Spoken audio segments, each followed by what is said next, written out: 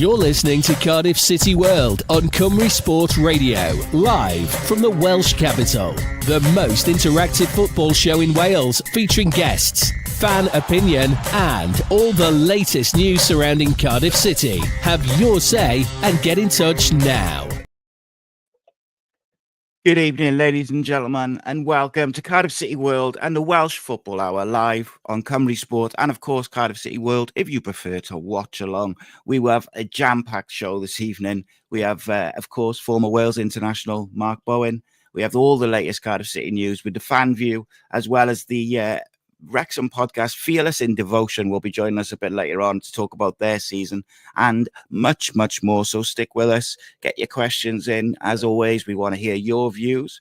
But with no further ado, let's bring in our first guest of the evening. You're listening to Cymru Sport. I'm delighted to be joined by former Wales international and, of course, a storied career as a player and a manager and a coach. None other than Mr. Mark Bowen. How are you, Mark? I'm fine, Si. How are you? All right? Yeah, very good, mate. Very good. A bit of a hectic evening, but that's another one for another story, I suppose. It's never a dull moment, as they say. But I've been really looking forward to having a good chat with you, to be honest, all week, because I think there's so many different elements of your career which I find quite fascinating, and I think you can give a bit of insight as well into some of the things which are going on in the current world of modern football. But let's talk about your playing career first, mate. When you look back on that career, is there any particular moments or periods which really you look back like super fondly? Well, obviously the one that stands out more than anything is making my debut for Wales. Obviously, you get to stand there and go through all the procedure, I call it, of the national anthem playing. I made my debut on a tour. It was actually an end of season tour, summer tour of Canada. I got invited along. Mike England was the manager, and I think Dean Saunders made his debut, if I'm right in saying, in the same trip. But and it was a laid back tour, but it doesn't excuse a situation where you're making your debut and it's a huge occasion and a huge situation to have. So that's the number one thing, obviously, that stands to mind. I guess in terms of my club career, I started off at Tottenham Hotspur, went on to Norwich City, where I had my best years, I would probably say, as a player. Then I went on to West Ham, and then a strange sort of thing happened. I'd signed a 3-year deal at West Ham. I'm rushing through it. Sorry, forgive me at the moment. So I had a 3-year deal at West Ham, and we got to signed in the summer. I got to, I think it was the January or the December time, and I got a phone call from an ex-player, colleague, friend of mine, Ozzy Ardiles, who was managing in Japan at the time.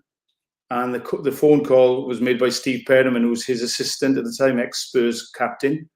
And it was it literally went like this. It was a Sunday morning. I played for West Ham against Leeds on the Saturday. We got beat. We were in the bottom three.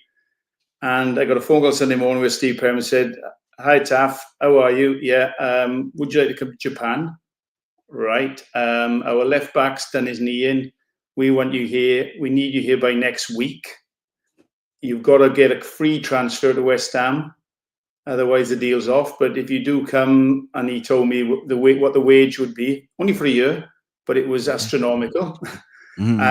So he left it with me to go and speak to Harry Redknapp and see if I could get out of West Ham, if you like. I mean, I was at that sort of age as well, where it was, I started looking one eye on the official, what they call retirement age at 35, thinking, well, this money's too good to turn down.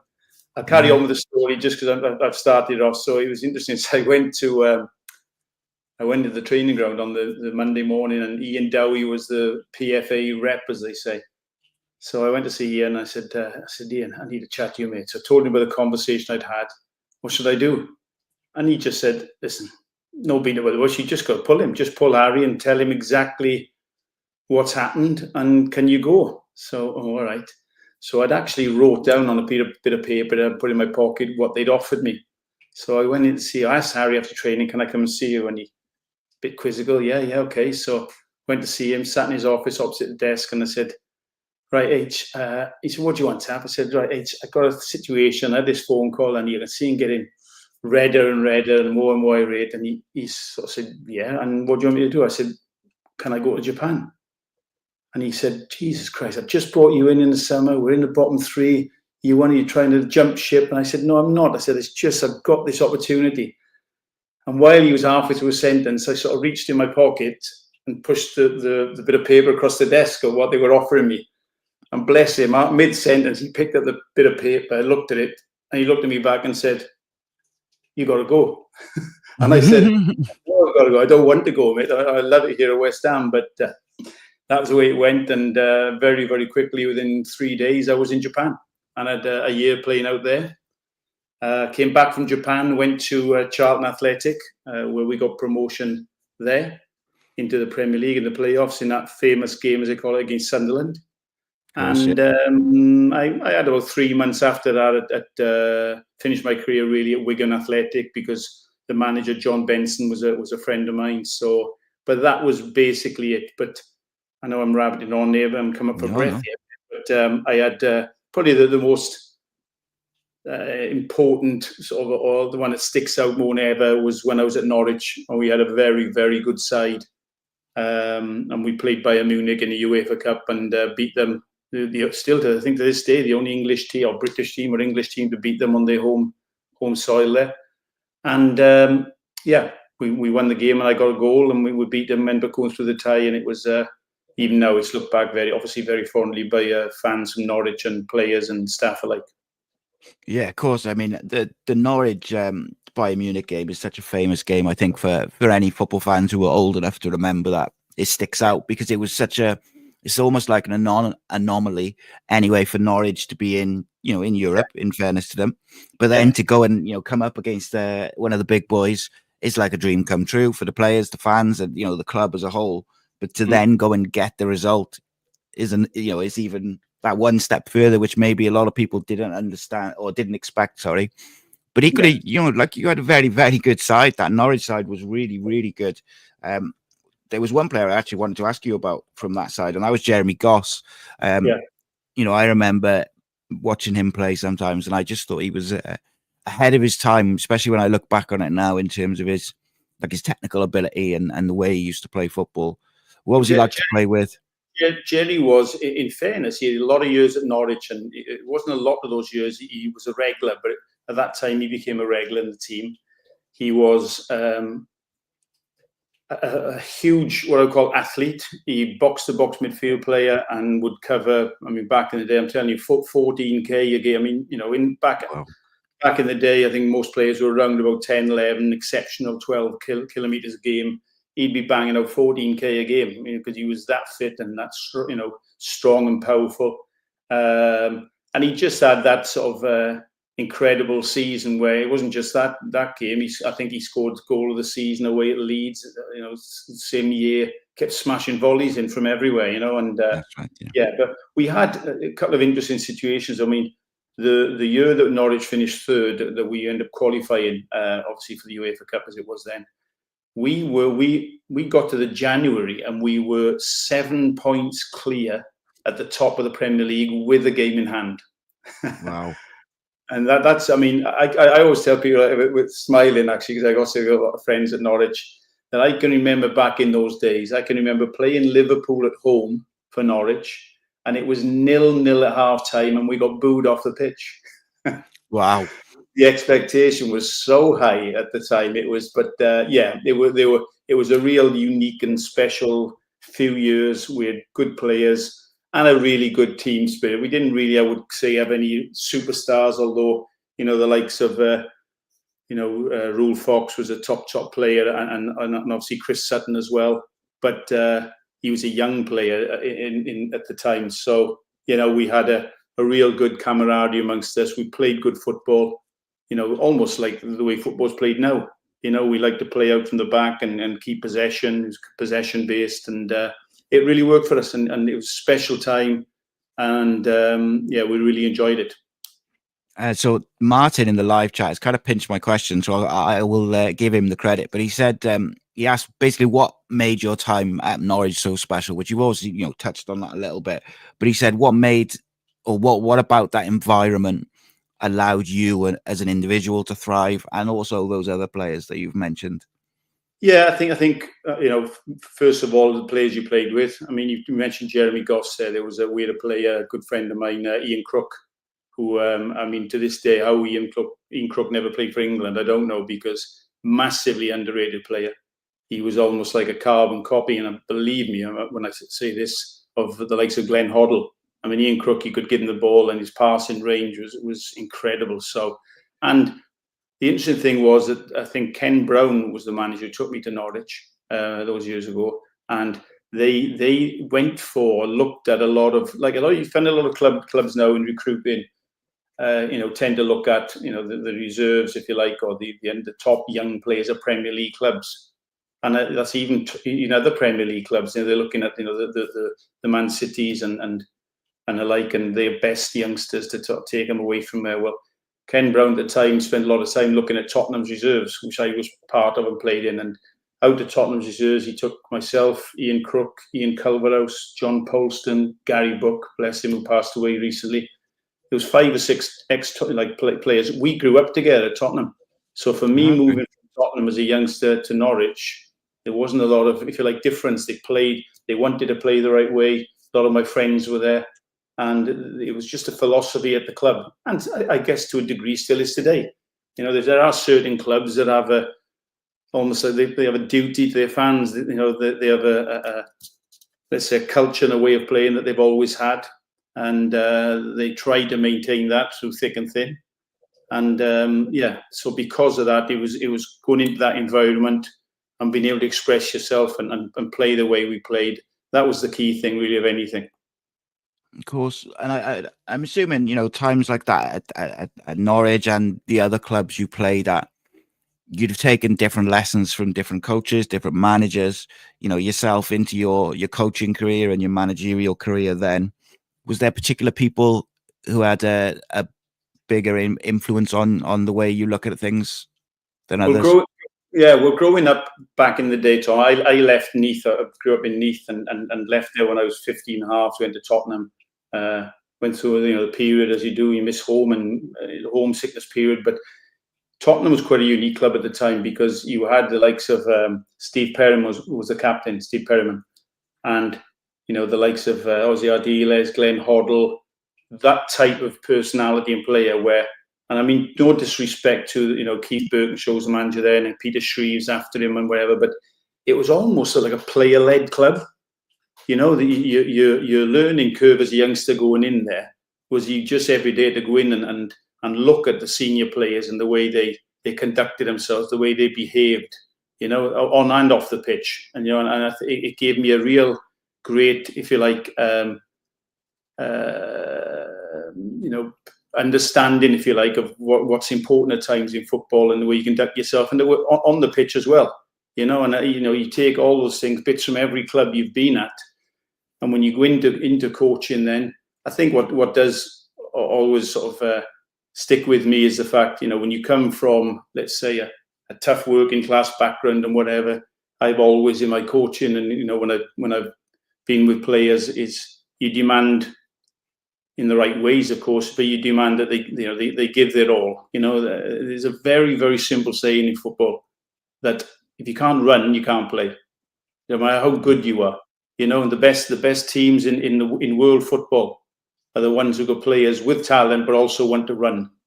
You get a team or a club that's got top players, but they don't or can't want to run. They're not successful. So it all comes down to it. I say the likes of myself, or any player, the ones who are the pundits on television now, the Gary Nevilles, the Rio Ferdinands, or whatever.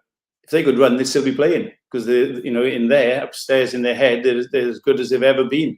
But so the modern day player, if you can't run, you're not used to anybody, or you don't want to run. So it's probably the majority of the poor ones, let's say. Yeah, I mean, interestingly, that's what we say to my under-16s team is because they're a very good football side, but we always say to them, if you gotta work hard first and foremost and earn the right to play your football before you can, think about the rest of it, you've got to outwork the opposition, you've got to outrun them. Mark, with regard to the coaching, was that something that you always wanted to go into? Was it something which just came about? No, it was something I always wanted to go into, because I love the game so much. And when you get this, feel like you're early or mid-30s, you're looking and thinking, well, almost like I don't want this to stop. The being involved in football and the buzz of football. So how can you sort of almost like recreate or keep that adrenaline rush of being involved in football? So that was probably the benchmark for it, and or the foundation for it. And then you think, okay, well, I want to go into coaching.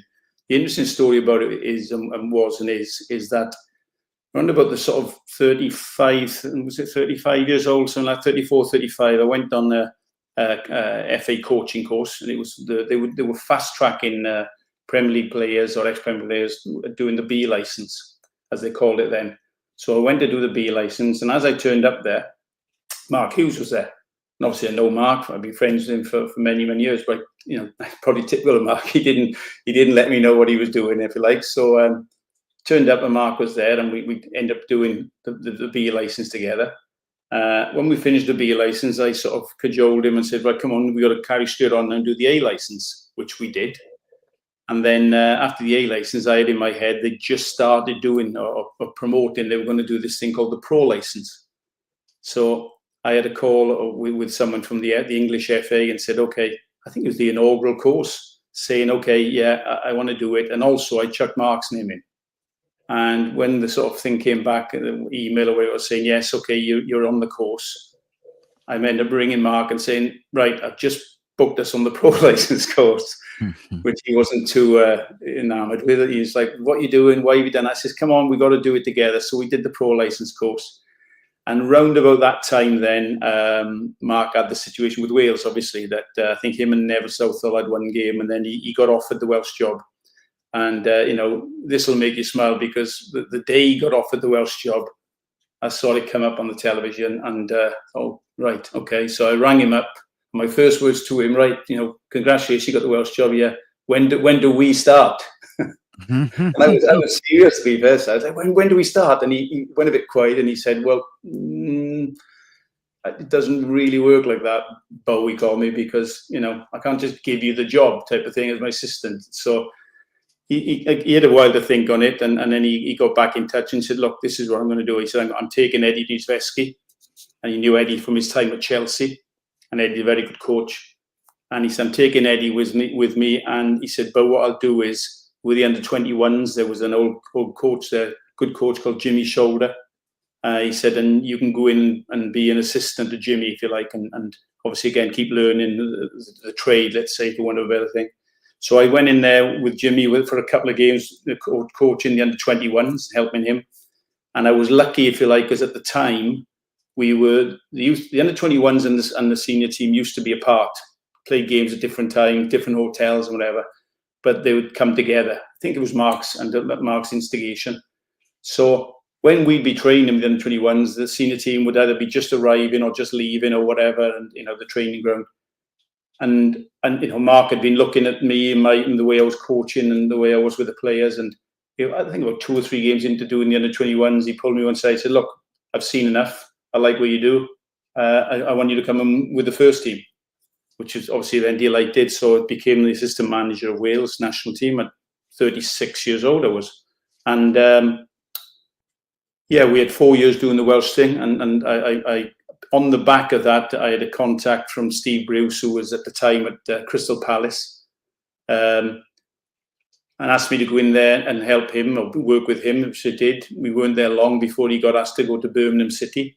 And Steve asked me to go to Birmingham City to be his assistant manager, first team coach. And we got promoted to the Premier League at the end of that first season we were there.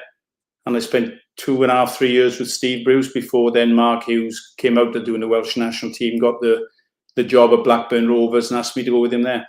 And we've been together ever since, really, Blackburn, Man City, Fulham, Queen's Park Rangers, Stoke City, Southampton.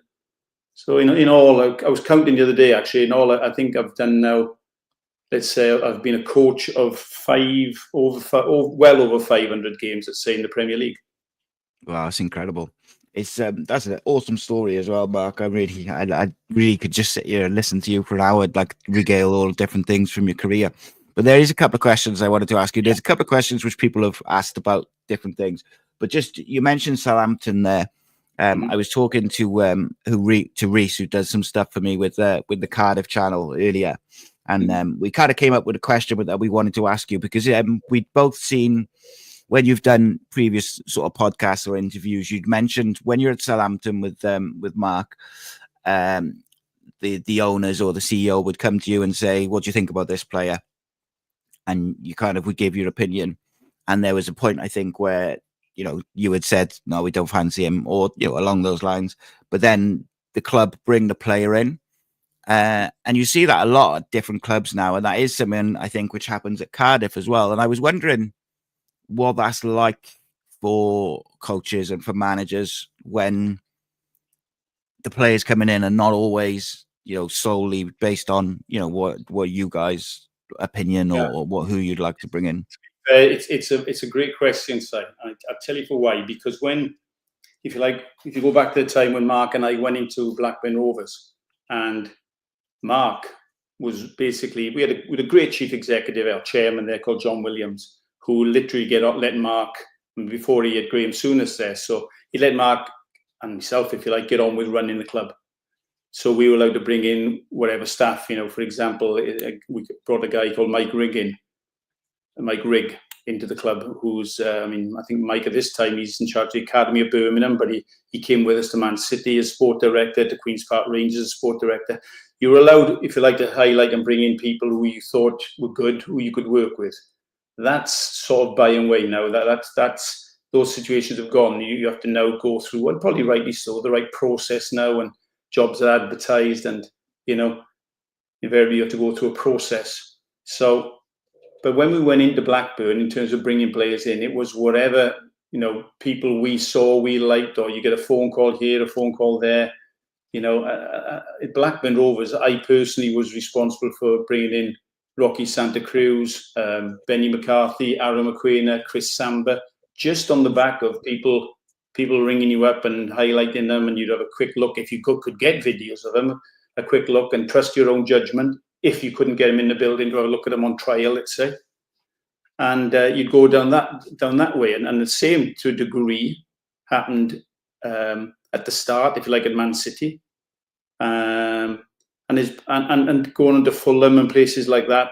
I mean, again, we managed to bring in Moussa Dembele at Fulham, who we just on the back of an agent we trusted, knew him from Holland, and Mark Delcardi was available. And I always tell people this, really another good story for you, that Mark and I went to Man City, and the old owner was the Thai president, Thaksin Shinawatra. So we get in the building, and straight away, without looking at players, looking at games and whatever, and we'd actually gone 2 trips. We went on one trip to Hamburg to watch Vincent Kompany.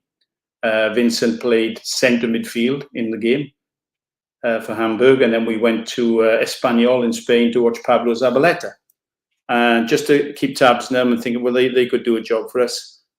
Still within the transfer window. First game of the season, we played Aston Villa away. I think we got beat 3-1 or something. And after the game, we were told to go and meet Shinawatra and his people at the local hotel in Birmingham. So, puzzled, what's all this about? We got to the hotel, and Gary Cook, the chief executive, said, look, not great news, Mr. Shinawatra. We've had an offer for Coluca, our right back at the time, from Tottenham Hotspur. They've offered, I think it was, I might be wrong either way, but no, $1 million either way, but it was about 10 million. But they were going to pay it in one hit. And the owner, we were led to believe he wanted and needed the cash. So the deal was done. We had no say in it. So it wasn't a great start, if you like, just going into the place. And Mark was, upset, to say the least, saying, well, we've just got beat opening game, and you're selling basically our best player, our most valuable player. But we were told, Gary Cook said, well, you can go and bring, 1 or 2 in on the back of it. So we said, well, what do you mean? You've got to sell one, but you can bring some in. And he was like, well, yeah, but we can structure a deal where you're paying, X amount over the next 3 years or whatever it may be. So, okay. So I looked at Mark and I said, well, what about obviously Vincent Kompany and Pablo Zabaleta? And Mark, again, thought about it and said, yeah, okay, can we do it? So I said to Gary Cook, look, these are the two players we've seen, Vincent Kompany and Pablo Zabaleta. I said, I think we can get Pablo for around about €2 million. Vincent might be a little bit more. And in fairness to Gary said, okay, consider it done. Leave it to me. I'll do the negotiations. And I think they paid the two clubs, again, over 2 or 3 transfer windows, over it may be. But we ended up losing Coluca and bringing in Vincent Kompany for about €3 million and Zabaleta for about 2 million. But it was just, I don't think that would happen these days. Because if you did, or I don't think the situation would arise, where you're forced to sell like that. So such a personal meeting, if you like. But certainly, if you targeted or you knew some players these days, it would probably have to go to a sport director, a committee, and you look more at what the finances were to do it. But in fairness to Gary Cook, he just said, "Look, we'll do our best. We'll leave it with us. We'll get it done." Following on, as I say, things have changed. I'm not sure it's for the best, and I'm foot in both camps because I'm a sport director myself. But the days of managers, wanting to choose their players and only their players, it doesn't really work now. Obviously, because managers come and go so often. Yeah, of course, and I understand that. And there's obviously a club has got a responsibility long term, I guess. Is there ever, or have you heard of or experienced, or is there ever any pressure though then from the club to play the players that they've brought in, maybe above the manager's head? Again, that's a good question. I mean, I can only relate to my time at Reading, and you as a sports director, and you try to put the right squad in place for a manager. You want to back your money. You want to get him, if not his selection of play, you want to certainly get the players that'll fit into his system, let's say, So that's what you try and do. And if and when you get players in that meet those criteria, then obviously you might sit there a bit pissed off on a Saturday if you see the team coming up and the manager has left out 1 or 2 of the players that you brought in. But again, that's when, if you're a good sport director, you've got to back your manager. You've got to, you try and have your conversations. You might try and bend his will sometimes, but ultimately you've got to back him and all the way and give him what he needs to try and be as successful as he can. Mark, like I said, I could listen to you and talk to you for a long time, and hopefully we'll get to do it again at some point. I wanted to ask you a little bit, because just after you leave us, we're going to go full into Cardiff City and their relegation battle. But I wanted to ask you about the pressures of being a manager, being a coach around, a relegation battle and things like that, the high pressure games. How difficult is it when, there is no room for error, and it's been, maybe not a great season, or things people have been underachieving? That pressure just builds and builds and builds. Cardiff are in that situation now. Yeah. How difficult is it for a manager to get the best out of the squad there? Yeah, it's huge, and there's no. Believe me, mate, I've been a few times at different clubs over the years. There's no right and wrong way of doing things. There really isn't. But you got to keep on. You got to keep on believing. I used to have a situation with Mark, in numerous clubs.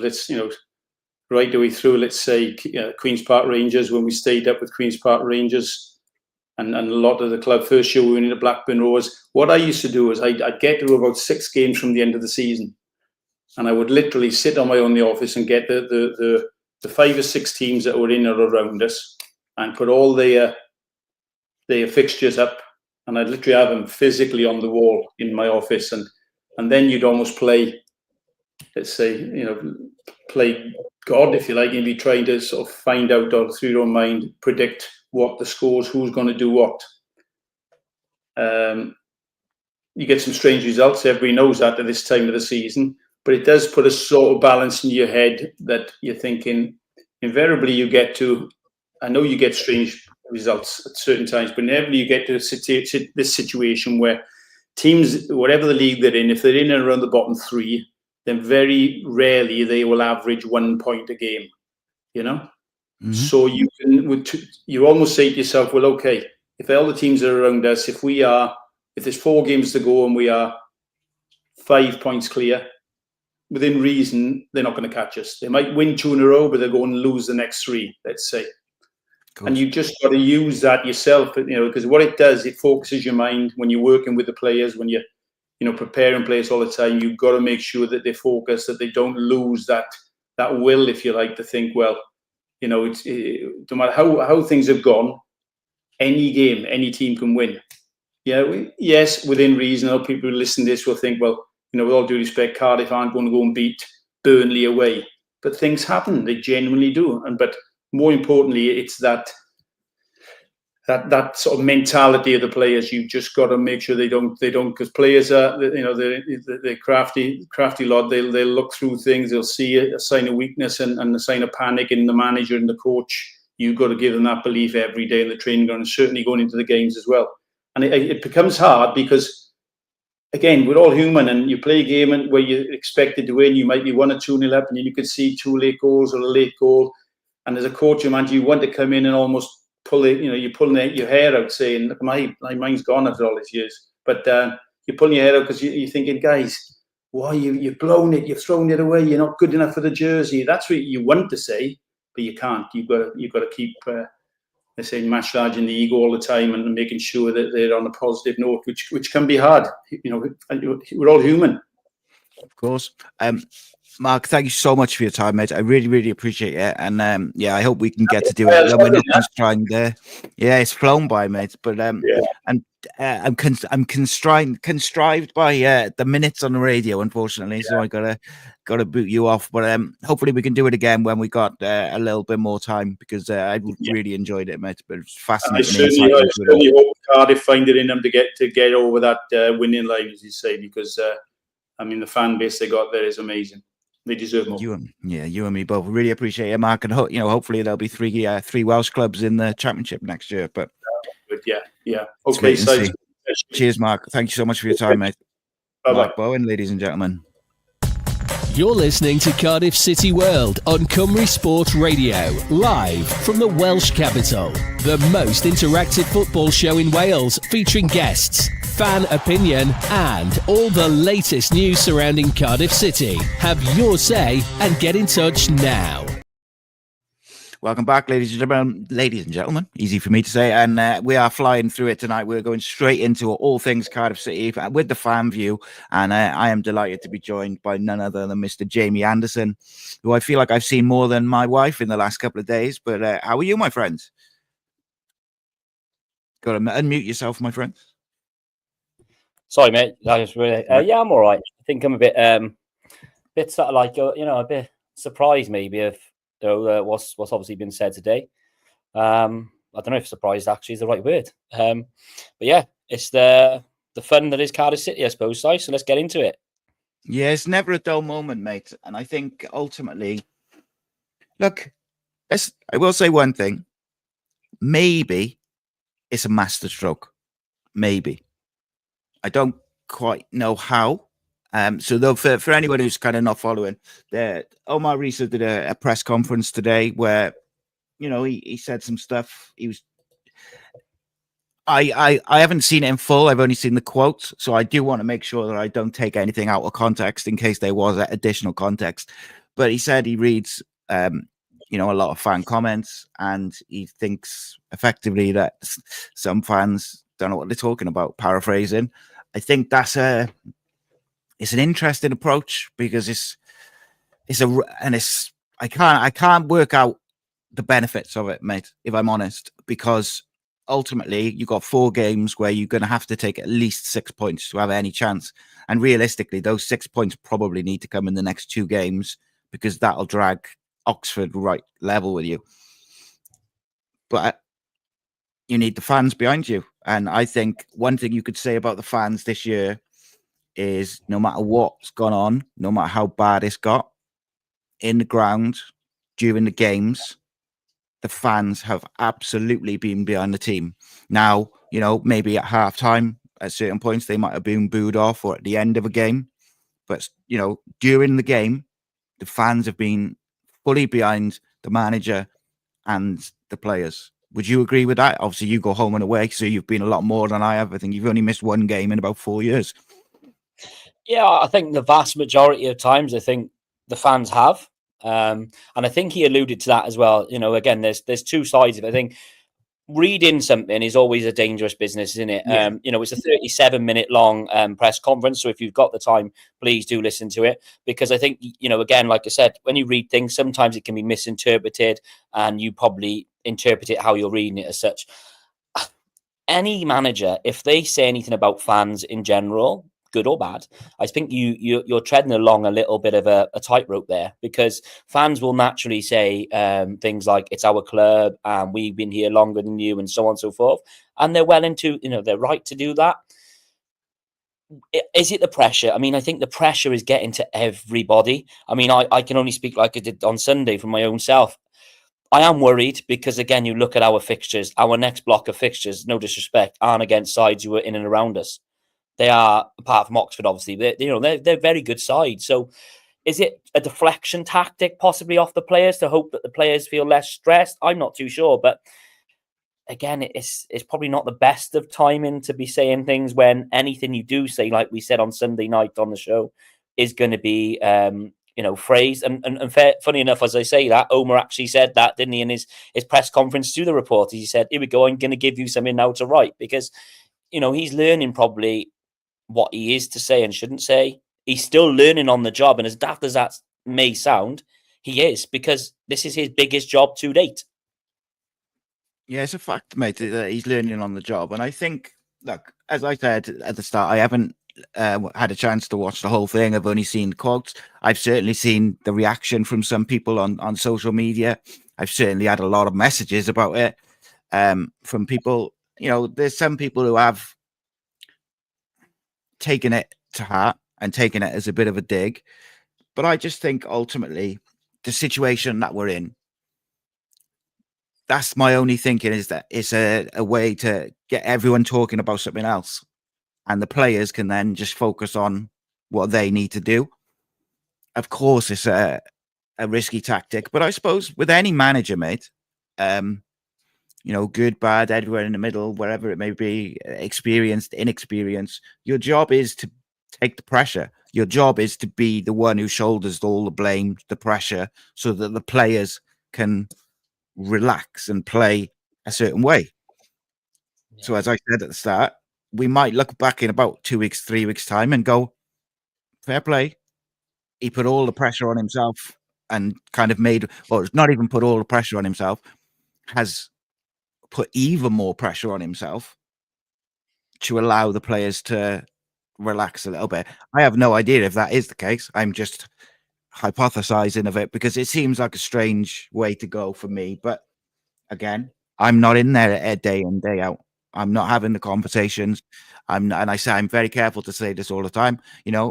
I don't know who's fit, who's working hard in training, who's got a good attitude, who hasn't.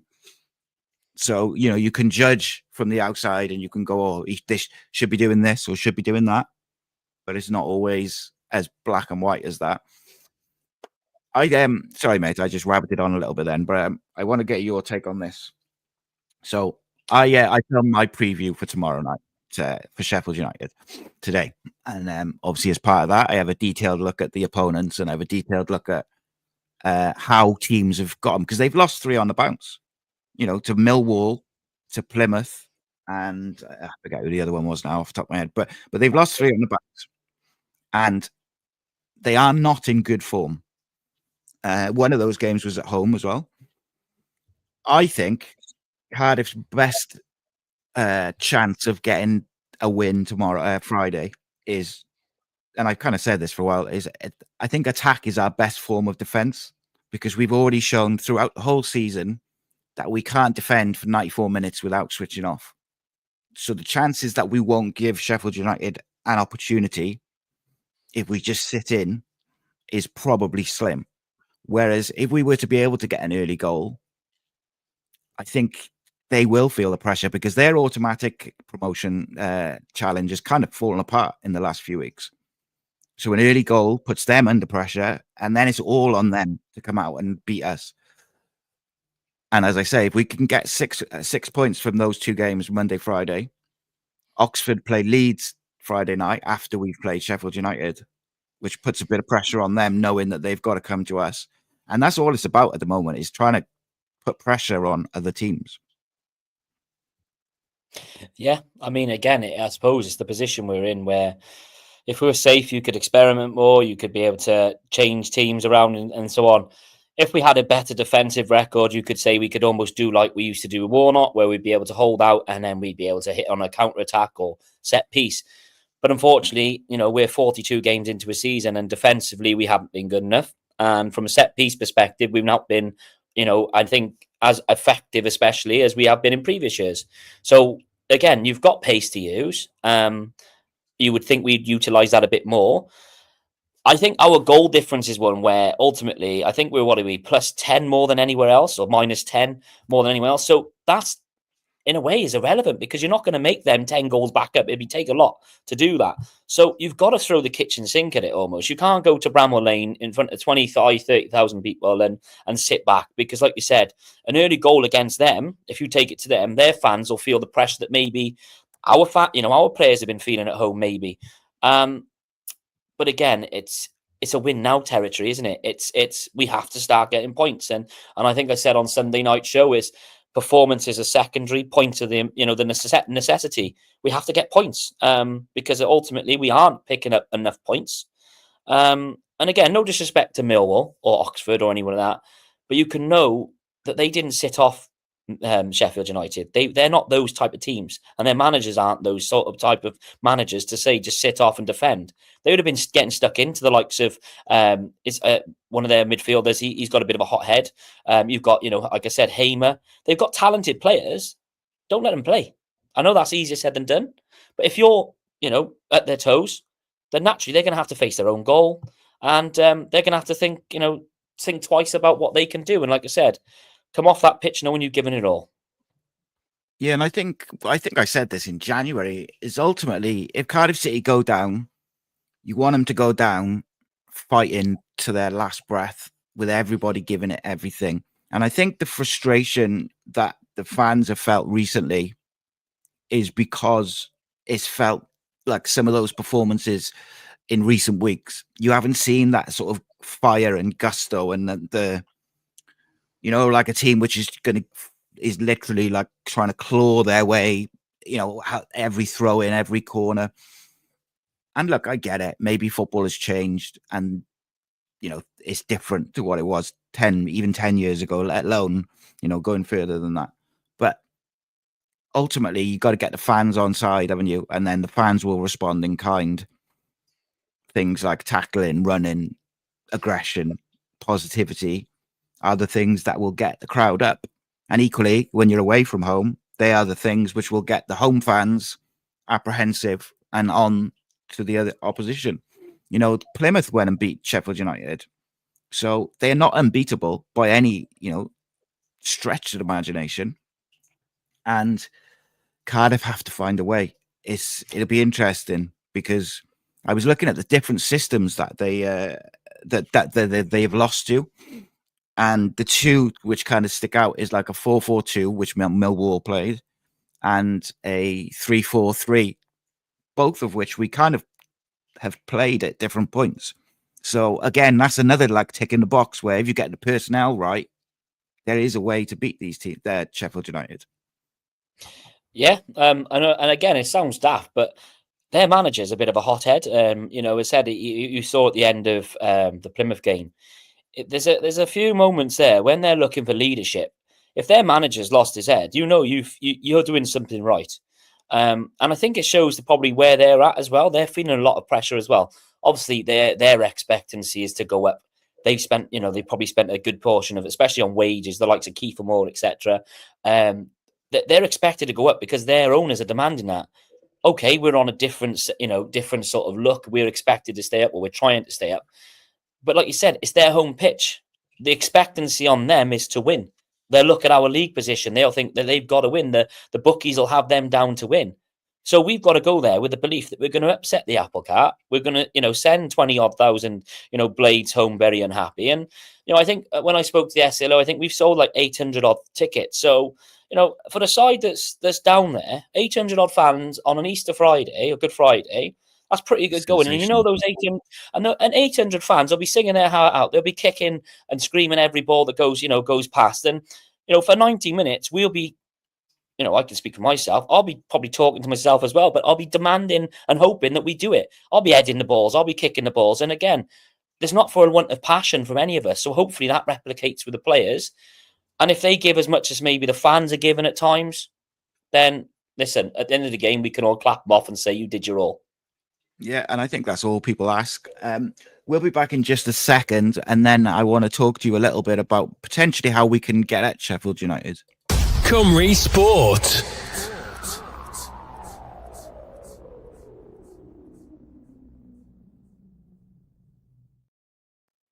Into the final 15 minutes of the first hour we go. I'm joined by Jamie Anderson at the moment, and we are going to discuss now. We're going to stay on Sheffield United this Friday, and we're going to discuss the best way to get at Sheffield United from our point of view, of course. So Millwall obviously did very well against Sheffield United, and they set up in a 4-4-2, which actually we use quite a lot out of possession. So quite often that's the kind of shape we have, is like we have two banks of four, and then we'll have two people who are sort of pressing, but we don't press is the obvious thing. We just kind of sit in. And which game was it recently where Isaac Davis played on the right, and the first half was very good. I forget which game. There's so many games.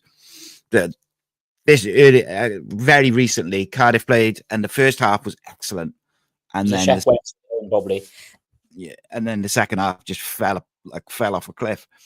That was the first game where I thought our press looked really, really cohesive, because they timed it and they waited, and then they jumped together. They were winning the ball up high up the pitch, and it looked good. So is 4-4-2 the answer? Is it just go back to basics? Phil Stant, when I did my interview with him a couple of days ago, he said, whenever things go bad, just go back to basics. Two banks of four, make yourself difficult to play through, be aggressive in how you go and get the ball back and when you use it. Yeah, I mean, again, football is a game that, you have all these sort of professionals, you have all these coaching courses and so on and so forth. And they'll teach you the perfect goal and the perfect strategies and the formations and how players play. And that's fine. But that is secondary if you don't do the fundamentals correct and to a high enough standard. If your defenders aren't tracking their men, for example, if you're a left back and so on, then formation and the ways you play, the way you play will go out the window. I think at times when you go behind, and especially talking from ourselves, I think we've gone behind in a number of games and we've had to change. Sometimes it's worked and, brilliant, like Preston away, it worked. But sometimes it's gone the opposite. I mean, I've just looked at where you mentioned there, the Millwall home game for Sheffield United, where they failed to score. They had 66% possession. They had 25 shots. Now, if I look at that from our perspective, and I'm trying not to be negative, that would be a long 90 minutes for us. Yes.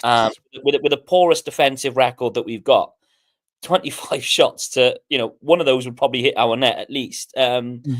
Whereas you look at the other side of the spectrum there, Millwall only had 7, of which 2 were on target, 1 resulted in a goal. So you've got to be clinical. When your opportunity comes, you've got to take it. And like I said, Sheffield United look like this side that love to pass around and they like to explore.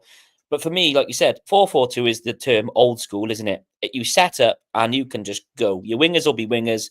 Your central midfielders and central defenders, they watch the centre of the pitch. And your strikers will feed off one on each other and they'll get in the box. But again, everything comes down to supply. If you haven't got a supply as a forward, then you're just going to be chasing shadows and pressing for 90 minutes. If you're not defensively sound, then ultimately there's going to be no midfield because they're going to have to cover for defenders. It'll be a long day. 5:30 kick-off. The only good thing, I suppose, is we know what the results are going to be prior to us kicking off. So there's that, almost, I suppose you could say it, there's that added pressure knowing that we've got to win, or then we've got that little bit of a lifeline knowing that teams haven't gained points. But either way, like I said, Greasy Jit Putty will be playing and what have you, but Mena Harlech will be shouting back at him. And hopefully, like someone just commented there, our away support finds a way of out-singing home fans, of trying to suck that ball into the net. And like I said, something has to give, something has to change, surely. That's the hope in us. And like I said, we are probably lucky to only be, is it, a point behind? It's not a big margin. It's not a big margin. It only takes one bit of luck. And hopefully that luck comes in for us, because I think, especially last week against Stoke, it was a handball. I'm not to say the whole game wasn't a thing, but the goal was decided by that, and it cost us. So who knows, Si? We are definitely due some luck. I don't think that's like, and I'm not a big believer in luck. Like I think you make your own, but we're definitely due a little bit of luck. Like you mentioned there's a handball for the Stoke goal. Isaac Davis's chance bounces up on him, whereas if it doesn't bounce up, you effectively just got to hit him and it goes in. Interestingly, on Isaac, I can't remember what I went with in my preview now, but I think I was leaning towards, I would like to see Isaac Davis up front with Salic, and I would like to see someone close to Salic running off him, running the channels. Like you say, maybe it's a bit of an old school kind of thinking, but Yusuf Salic has shown that he's got good hold-up play. He can score goals if you put the ball in the box. But so let's give him support by putting balls in the box and get someone with pace and aggression, by the way, in Isaac Davis around him. Yeah, I mean, it's unfortunate. I don't know if obviously you haven't listened probably to the interview, but I think Omar Rizza alluded to earlier on that Isaac suffered a hamstring injury in training yesterday. And that's upsetting for a boy that is. Yeah, exactly. So it seems to be, I think, to mention those injuries, I think he mentioned that Perry NG had only just been on the grass today, for a Mark Hudson quote on the grass, that, he's been in a boot all week. So Rinamote was training today. So again, you don't want these injuries at this time of the season. No, you don't. And especially with Isaac, again, bless him, he's probably hungry to almost atone the miss that he had the other day. And, again, he's had a wretched season with the injuries, and, he's one of our own, and we want to get behind our own. So hopefully he's okay, and it's not a serious hamstring injury. It's just a precaution. But like you said, speed, hunger, desire. These are things that, especially hunger and desire, they're fundamentals. That's before you get on the pitch. You want to win the battle. You have to beat your man. If you've got to sprint harder than someone or be told to sprint harder than your next player, you're not doing your job properly.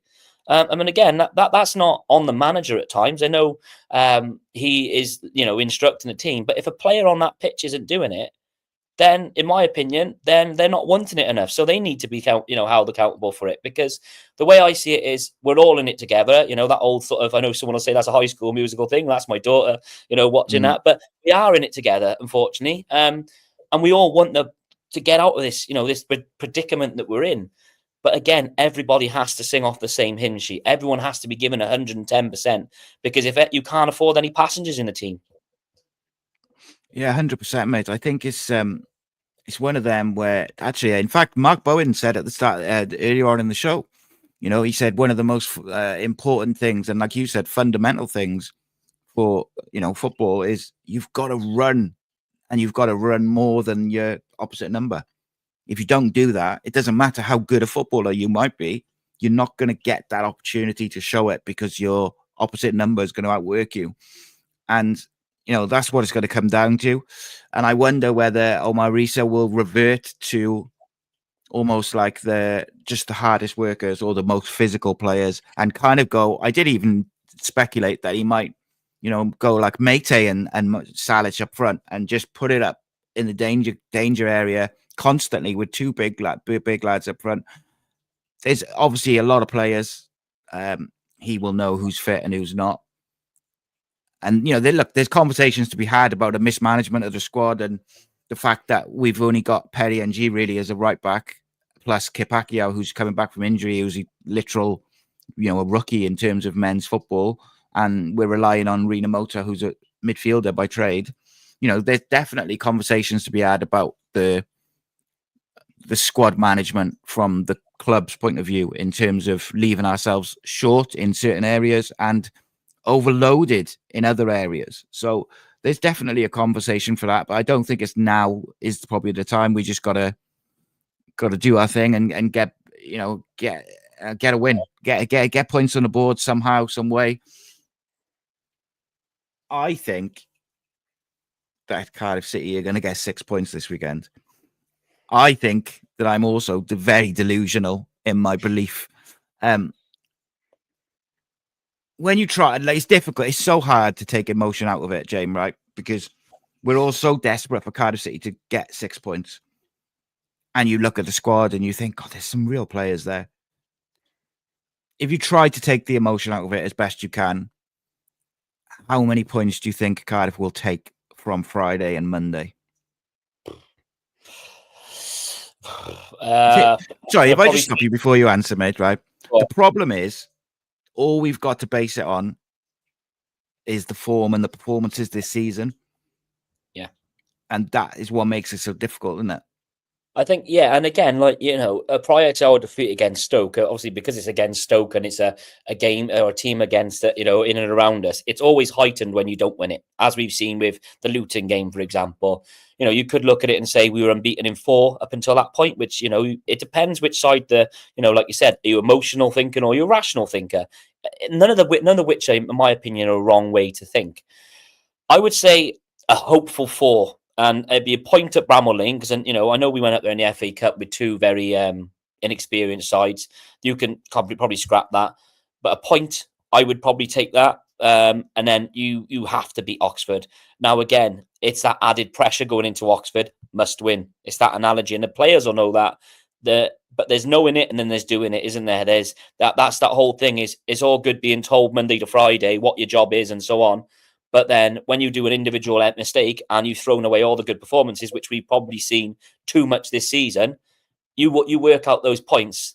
We wouldn't be in this position right now for these individual lapses of concentration or these tactical changes, whatever it is. Like I said, I don't tend to talk as an individual thing. Everything is combined, whether it's a management decision or players individual. They have to be as one. Because if we're finger pointing at individuals, then I think that probably epitomizes where we are as a club at the minute. You know, especially when on the pitch, we shouldn't be individualizing things. It's that old narrative: you win as a team, you lose as a team. And again, unfortunately, at times the word team, I suppose that's if you want to put it in hyphenated commas, do we look like a team? Probably not. And again, that is what we need now. We need a team. This is not just a 1 to 11. This is your substitutes to make a positive impact as well, whether to see out a game or to come on and win the game, whatever it may be. But we really, really need a battling, determined performance in all games, and to come off that pitch, like I said earlier on, knowing that you've given everything. Because, like I said, at this stage of the season, in the season that we are in 125 year, you don't want to be remembered as that person or that player or that team that put such a, let's say, an underwhelming season together. Of course, mate. Before we move into the Welsh Football Hour 2, we're going to be talking of all things Wrexham for the first half hour or so, which I'm really looking forward to. But tell me in one word, mate, because you said 4 points there. I'm interested, though. If we were to go 3 points tomorrow, Friday, but then only take a point at Oxford, would that 4 points then become disappointing? That's a tough one, because I think it'd be all dependent on the results around us.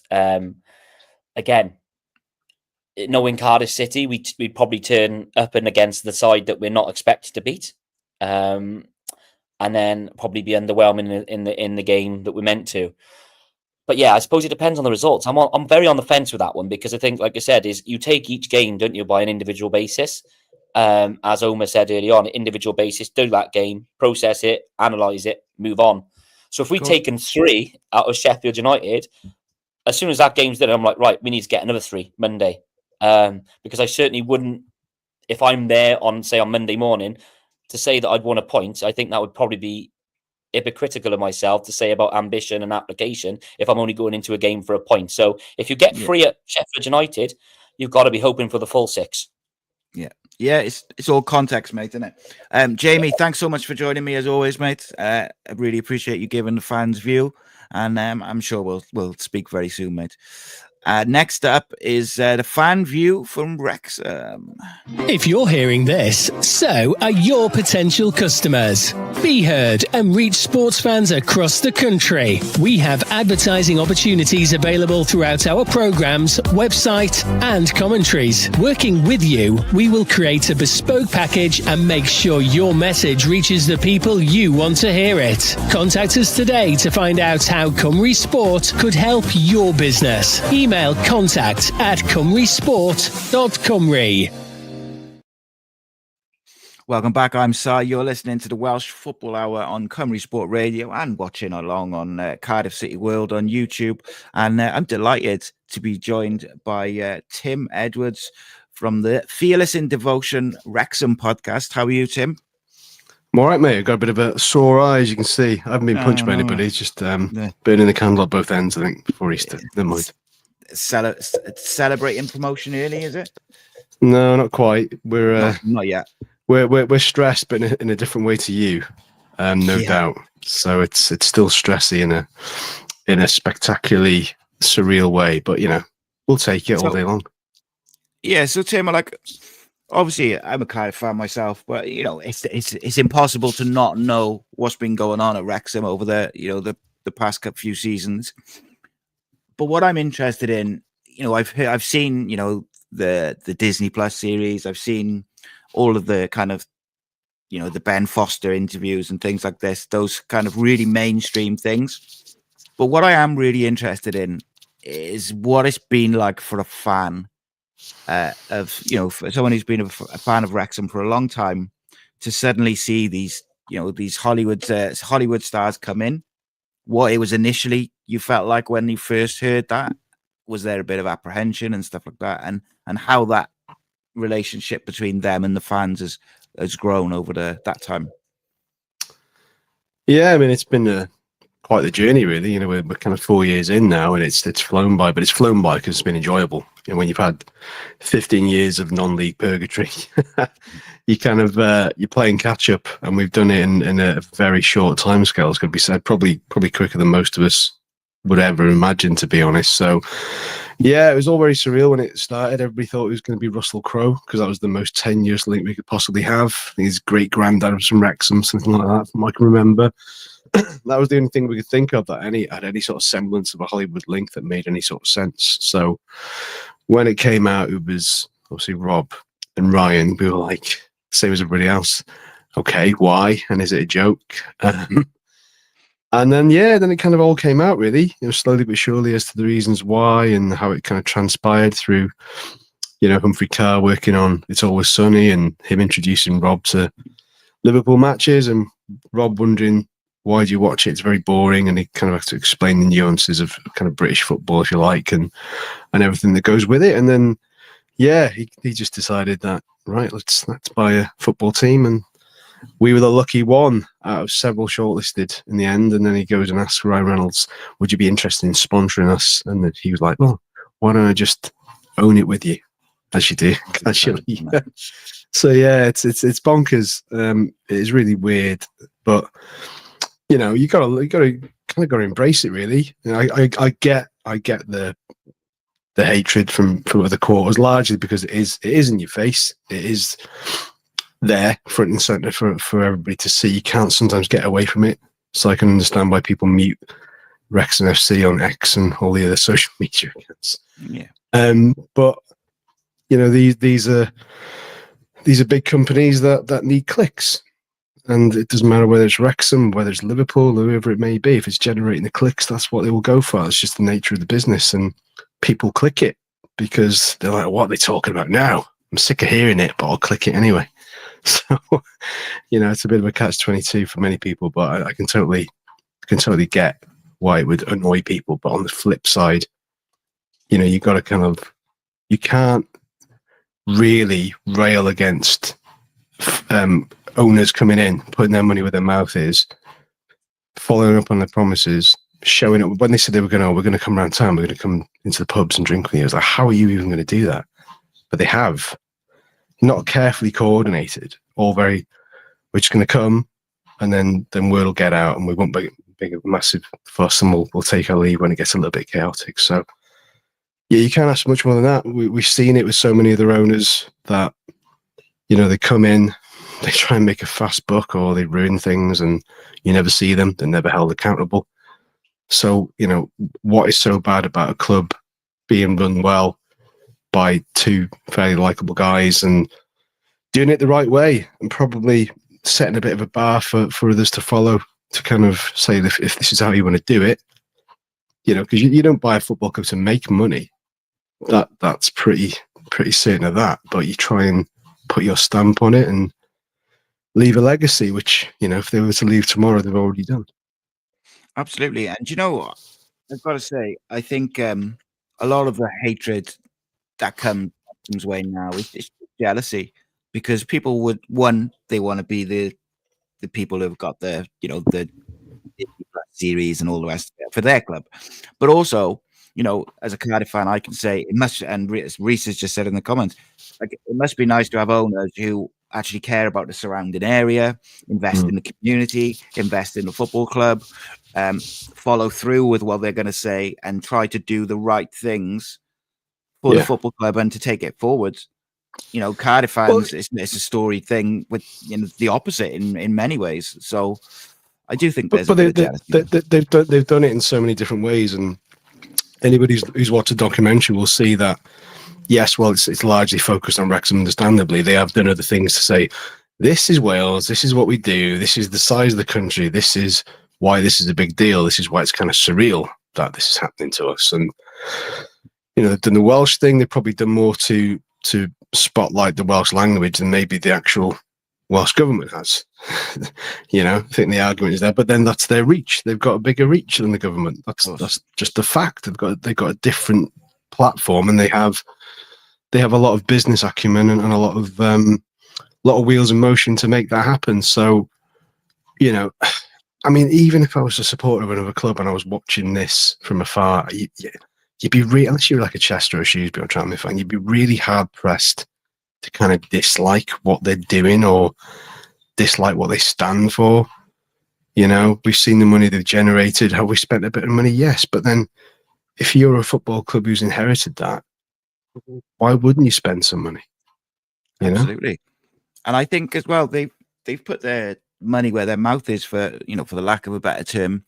They haven't interfered massively in the football side of things. They've left that to the manager. They've left that to the football people. And I think that was refreshing, because whenever you get new owners who maybe aren't familiar with football as such, the worry is always that they're going to kind of come in and do all sorts of wild stuff. We've seen that all over the country, Wales, England, Scotland. Yeah. We've seen these owners come in. And I think that in itself has been quite refreshing, that they've kind of just, they've helped out, the Ben Foster one being the obvious one. But I think they've made some real clever signings by signing players, coming towards the end of their career, but not done. James McLean is a good example of that. Like, he was aging, but he was still, doing it very, very much at that sort of level, and that above that level. It's clever. And it's, and I'm sure I think you'll get promoted. So I'll say when you get promoted to the Championship, I won't be shocked if they kind of follow a similar route where they try and get sort of, late 20s, early 30s players from the Premier League to then, because these players also want to play for those owners, and because they've got that pull to those players as well. So it's a really fascinating thing to watch from the outside, I got to say. Yeah, I suppose it's kind of a unique model in that sense. It's like, oh, right, there's a few more trappings that come with signing with a club, whether that's endorsements, you're more than your average endorsement. What you just get given stuff, from every quarter, to having celebration tours to Las Vegas, or pre-season friendlies to the States or Australia as it's panning out this year, apparently. So there's all those trappings that you wouldn't get with anything kind of realistically from bottom end of the Championship down. You probably wouldn't get it, because the money wouldn't go that far, and there's no real reason to take your team over there unless there was a real big link, so it's unique in that sense. But yeah, I mean, if it does happen, then we're under no illusions. Everything will have to change. Because there's a seismic shift from Championship to League One downwards. I mean, I've got a few Cardiff and Swansea friends, and they all say that we would survive in the lower reaches of the Championship, and we don't know till you get there. We all thought we would be. Well, many people thought we might be 9th, 10th, or 12th for the season. I kind of suspected we might do better than that, and so it's proven. But yeah, if it does happen, then again, it sounds a little bit not patronising, but genuinely are just happy to be there. Like it would be the highest they've been in my lifetime. They haven't been at that level for 43 years or something. And football's changed so dramatically since that time. So, the idea of that, I get excited about the idea of playing Southampton and Leicester next year. Yeah. If you've been in the Championship for that length of time, you're like, that really? So, it's nice to go to decent stadiums with decent clubs, big story clubs, big fan bases than some of the stuff we've been to in the not so distant past, and so yeah. There's a lot to be said for legacy fans who've done it. But even the new fans, okay, so what? You might have been a fan for 5 minutes or 5 years or 50 years, but if you're putting money in the club, and a lot of our North American fans, Australian fans, people will fly to Wrexham now and make a holiday. And that still doesn't compute with me. Makes no sense whatsoever. Yeah, with that, is there any or what should I say? What's the feelings maybe with some of the older fans? Because I'm assuming it's much more difficult to get tickets now than it was, a few years back before they came. Is there any sort of frustration from that side of things, or have the club been quite good about how they've gone about it? They've been good. I mean, they keep, I can't remember, is it 10% back for like international members now, because they have to do that. They've got to cater to that wider fan base.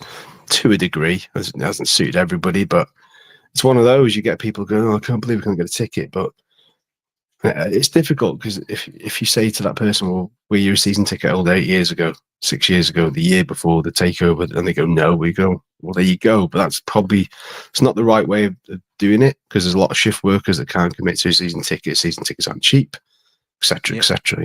We're a cost of living crisis and all these other things to consider. So, I think. Weirdly, we're hamstrung by the fact that we've got a ground that is restricted by its capacity and has been for a while, but we've never needed that capacity until recent years. We'd maybe max out on a decent day at 8,000-9,000 or whatever, which for the National League was still not to be sniffed at. So to have 13,000-14,000 fans there now, whilst we try and get this new cop end sorted out, that will take us to.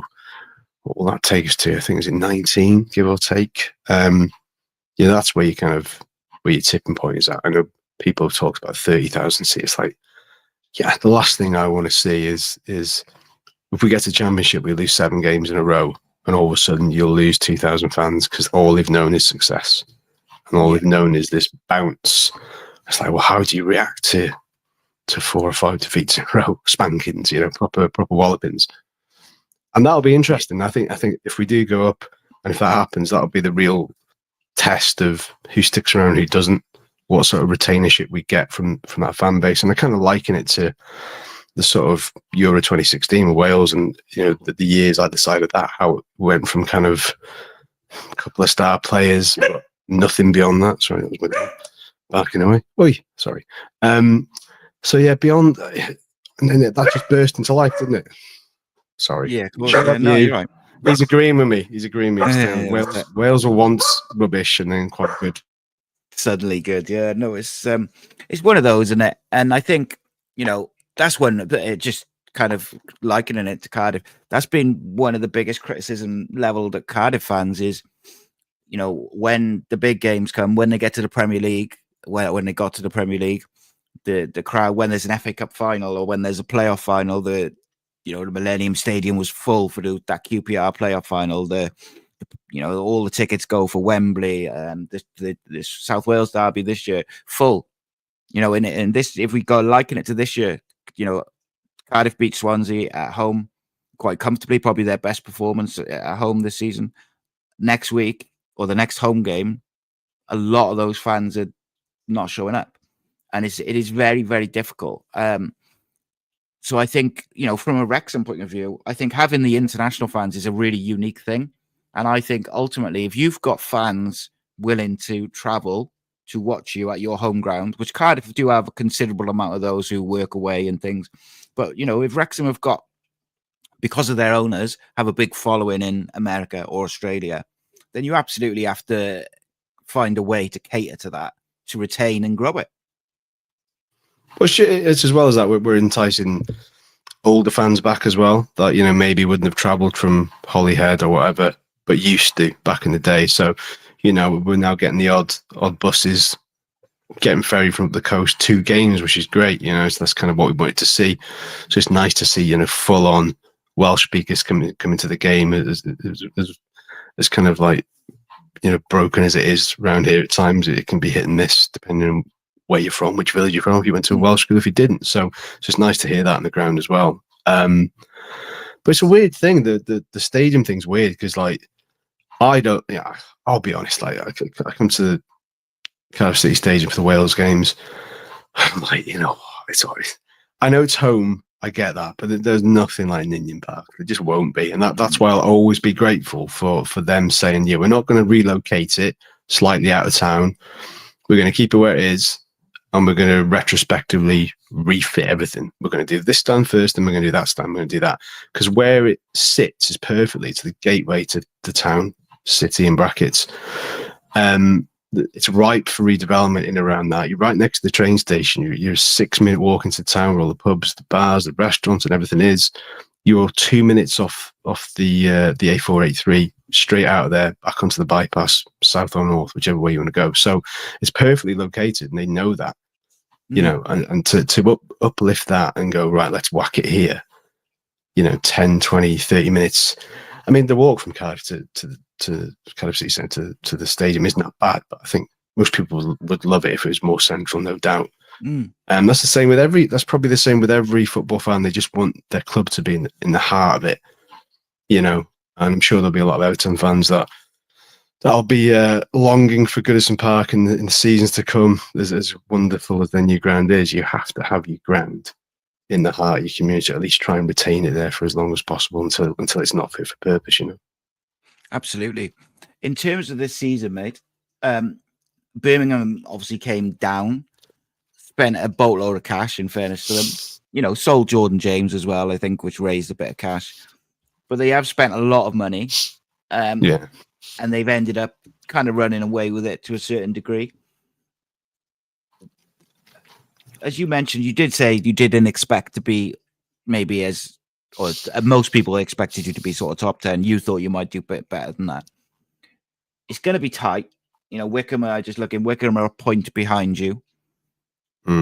Would you be happy? Would the playoffs be, a successful season, or would you be disappointed now to miss out? I mean, we've secured a top 5 spot with 4 games to go. That has to be a successful season regardless. First time in League One since 2002 or something like that, 2003. It's been a while. So it is a success, but obviously when you reach where you are, you have to go for it. And if it ultimately comes unstuck, then it'll be a massive disappointment at the end of a successful season. So you have to look at it in that regard, I guess. But yeah, it's, I love it when people say, Wrexham are ruining football. Yeah, there's Birmingham like dropping 11 million quid on one player and he scores some penalties. And or you've got Charlton, whose recent books show like it's 72 million, loss, or Stockport, spent a fair bit as well. And if their owner was to go, I think I'll pull out of this now, they're in a mess. With us, we're getting backers on board that might not be that well known, but they are very, very wealthy, very wealthy indeed. Yeah. So you have to trust the process into the foundation they're laying and where they're taking it. So yeah, it's a success in that regard. But yeah, 4 games to go, and it's in our hands, but you literally don't know what Wrexham's going to turn up, because there's a lot of criticism aimed at Parky from certain quarters because of a perceived lack of style. And like, I'm not interested in playing like Barcelona in League One. I've never been really interested in playing sexy football if it doesn't get you anywhere, realistically. So, you know, I made the comparison earlier today. You know, the West Ham fans, they were like hated Moyes because it was a supposedly rubbish style of play. He wins them a nice big European trophy. He ends up essentially getting hounded out to a degree. Rather go where he's appreciated. He's back being appreciated again. Look where West Ham are. So you kind of got to be careful what you wish for. 100%. So yeah, I'm excited for it. Easter weekend coming up. You know, Bristol Rovers on Friday. They've lost 6 in a row and they've got the worst away form. so it's bound to be a draw. Yeah. Or something like that. And then Blackpool have got nothing to play for on an Easter Monday. And yeah, we sort of hit a bit of the buffers again recently in recent weeks on our away travels, but we've got to be in it to win it. I'd rather be in this position than be 12th, 13th when you're already kind of like planning your summer holidays again. Just wait for this season to end now. If you can't go up, you can't go down. You're sitting pretty. You're looking at players. You want to see improvements from players. Who's really fighting with contracts? Who's not asked? You know, that's where kind of the middle. But yeah, if we go up and you say, right, will you take 15th? I'll bite your hand off now. Of course, yeah. So, what players have stood out for you this year? Arthur Okonkwo, goalkeeper. We brought him in from Arsenal. Brilliant. He's got the most clean sheets in that division now. He's got like 20 odd clean sheets, 20, 21, something like that. And there was a period of the season he was out injured with a broken wrist, basically. But he ended up coming back a little bit sooner than he thought, made a few errors, took him back at the firing line, brought him back in. He just hasn't looked back. Just really, really, real solid goalkeeper, great age. Probably like a savvy move on behalf of the board and the management to get him, because he's one of those where, you know, it's lost on a few people that we've never had to sell a player under this ownership model. Players have maybe been, you know, released, or they've moved elsewhere, they've been shipped out on loan, but nobody's ever actually been sold to another club for cash. Okay. So it's a weird thing, and that will happen. It's going to happen next season, because we've got players that need to go out, or either need to go out on loans or need to go out permanently. And we ain't going to let them go, because a lot of them are under contract. So, but Arthur's definitely one that, you know, would be a saleable asset. Same with Max Kluwer. Max has come through our youth system. He's been on loan a few times, but every time we've got stepped up to a division, he's just made it look easy. Like duck to water, centre back. He's got 8 goals this season, I think. He's still 23, something like that. Doesn't look like he started shaving yet at all. It's just madness. Like every player at that club's got varying degrees of facial hair. Pretty sure he's never started shaving, but he is ridiculously good. He looks like a kind of, I don't know, looks like a sort of lifeguard or something like that, but he's just ridiculously strong. You wouldn't guess it looking at him, but he's ridiculously strong. So he's good. And then, yeah, Ollie Rathbone we're going from Rotherham, just kind of your all-action midfielder, pain in the ass. I love that sort of midfielder. He will run at a player, do like a sneak attack and just nick the ball, or win it cleanly. And I mean clean, a nice clean tackle where you almost applaud it. It's one of those. So he's been really good. So those 3 are probably up there for player of the season contenders for sure. So I think I'd look at them. And then up front, weird one, because we've got, you know, 7 strikers on our books. None of them has really pulled up trees, apart from the evergreen Stephen Fletcher, who's most of his 9 or 10 goals now come off the bench. I think all bar 1 have come from the bench. So it's just bonkers. And obviously, you know, the older players that we all know and love from the documentary and stuff are currently nowhere to be seen. So I was gonna ask you a kind of double question about Paul Mullin, actually. So, and my question was, you mentioned you watch Wales as well. Did you ever kind of buy into the kind of thing of like he should be in the Welsh squad, or did you think he deserved an opportunity, or where did you kind of stand with that? I did at the time. Because I just thought we went. I think it was a period of time, but we weren't really whacking in the goals at top and to Page. I think Page was in that sort of point in his career where he just felt he could have done with taking a gamble.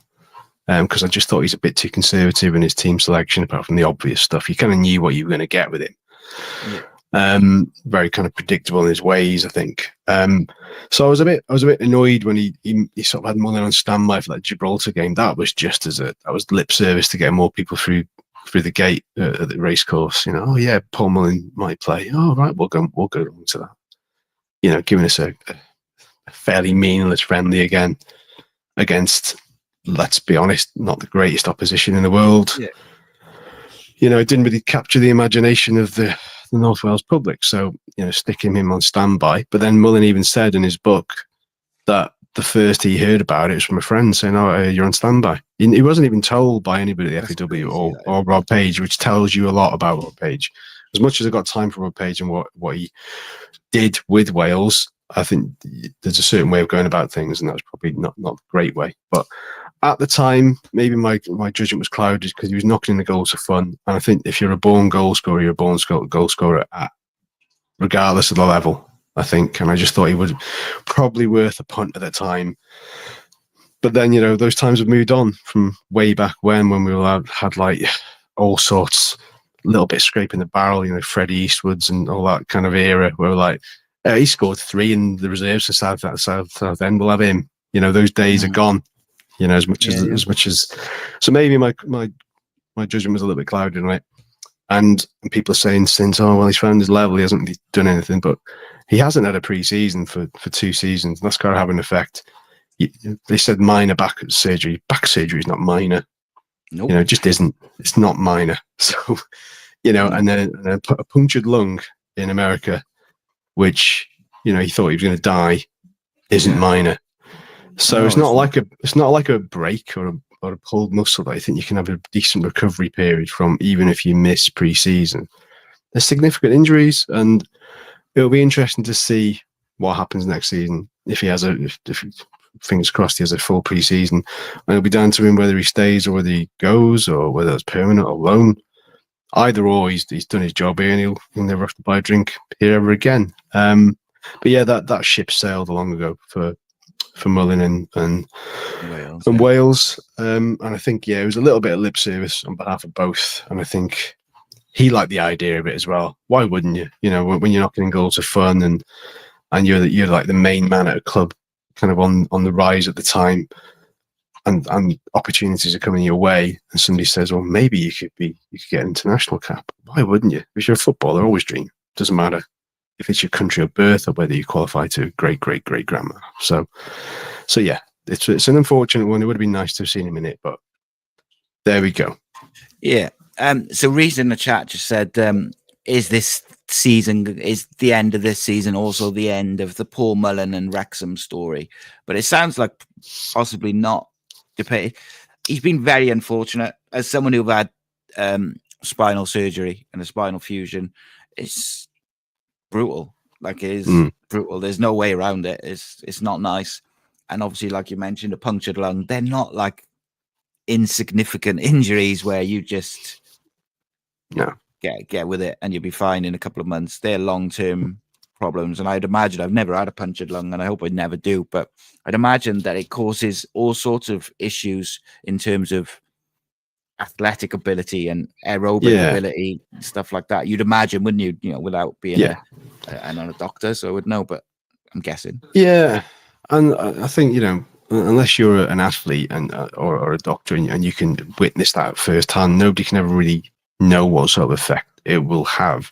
And he's not the sort of player that'll come out and say, "Oh, this had a massive effect on me," because it will have had an effect on him psychologically as well. Him having to stay in America for like well over a month whilst his kid and his partner are back home. His family is everything, despite what other people might say. So whether it's over, I don't know. I think a large proportion of us, the romantic idea would be it isn't, and we hope he'll have some involvement next season. But football doesn't stand still, and we're seeing that firsthand. we're bringing in players of a caliber that are needed to do it at this level and maybe the level above. There's a question mark as to whether he'll be able to do it. There's been a little bit of a conversation to say, well, he's done it against Coventry and Sheffield United in the FA Cup. Yeah. Difficult to say whether you can do it week in, week out because they're kind of standalone FA Cup matches. So it's a tough one. I think, long story short, I think we'd love to see him involved. But if he's not, then he'll go wherever with our more than our best wishes, and we'll all keep an eye on where he ends up and what he does. But yeah, I'm not ready to have that thought process go fully into my head yet. Yeah, I've got the man half tattooed on my arm.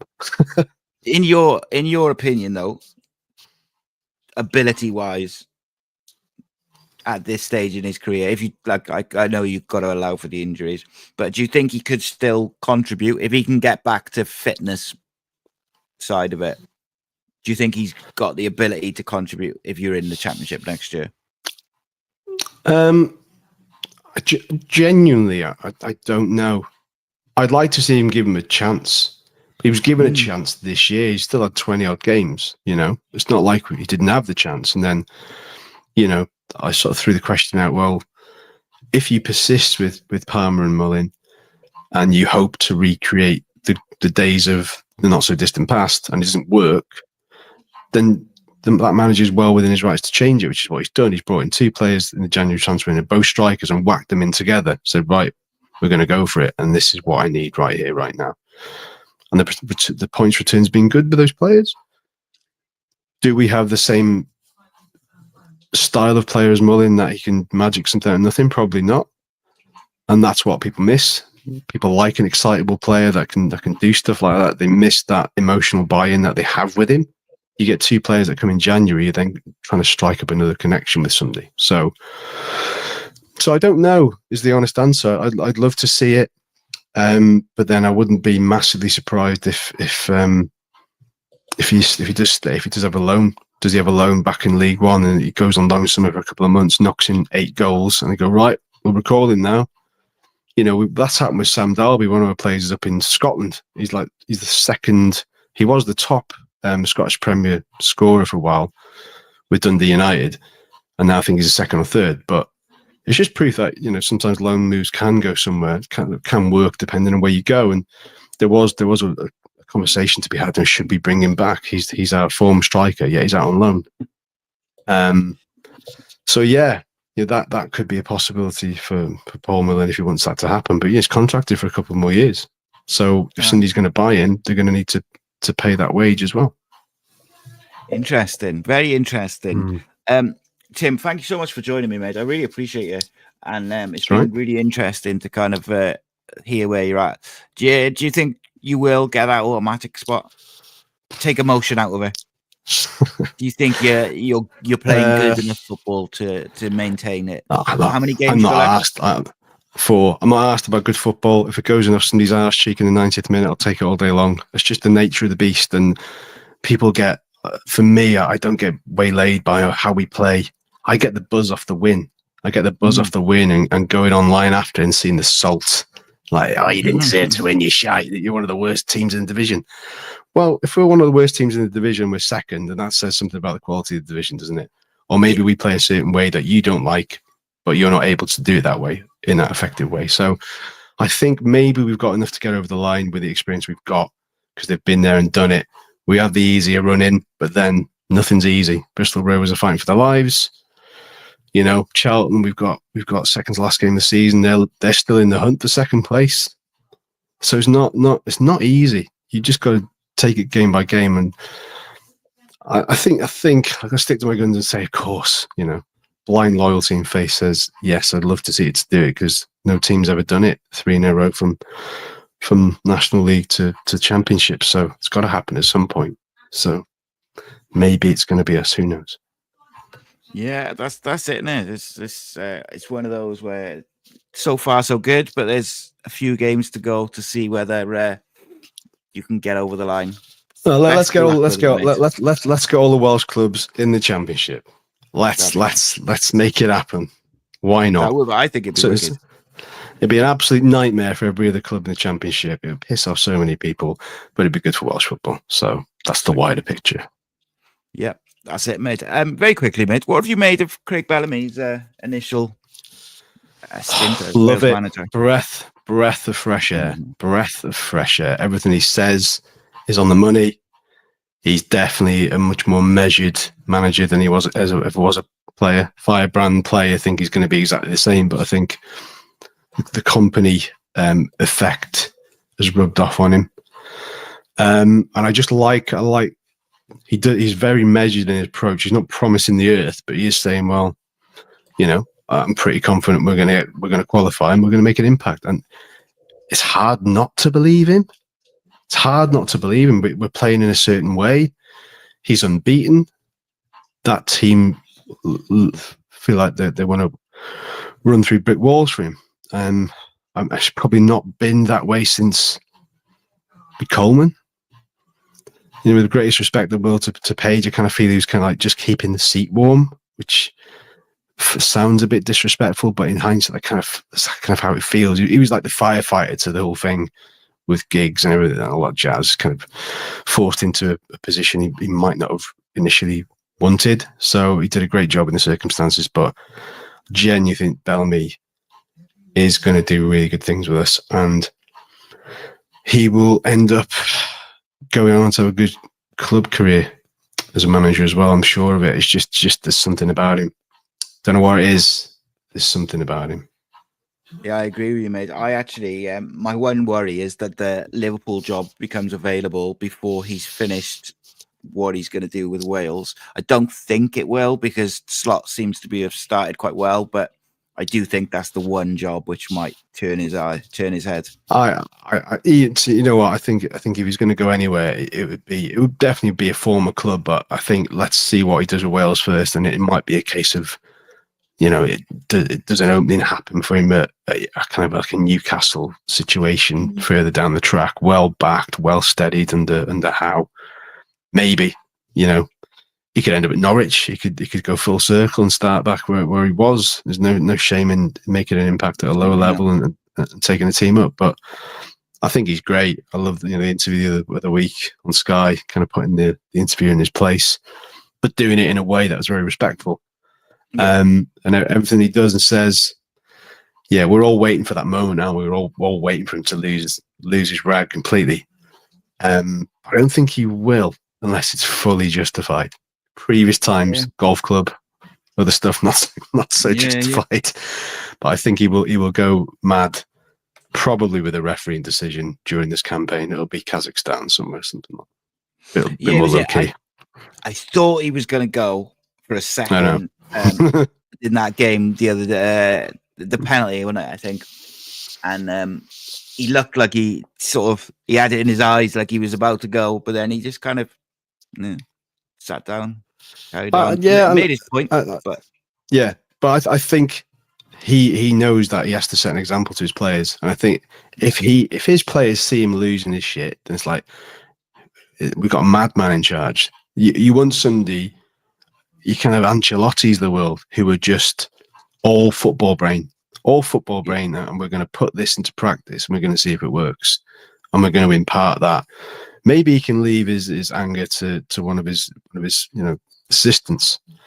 But I just think, he talks and you listen, and you listen intently.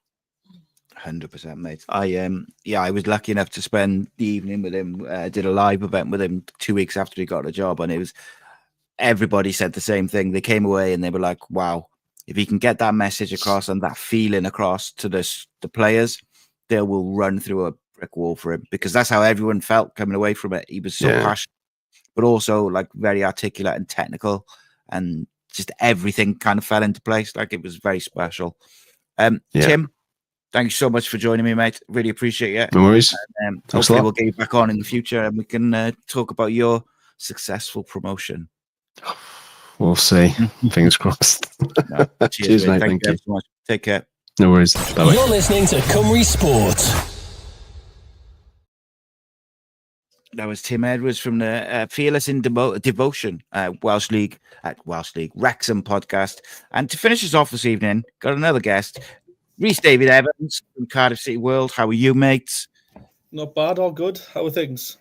Good. It's been an interesting show as we've had some different conversations going on. So I felt like I wanted to get your take on some of the things you've heard this evening.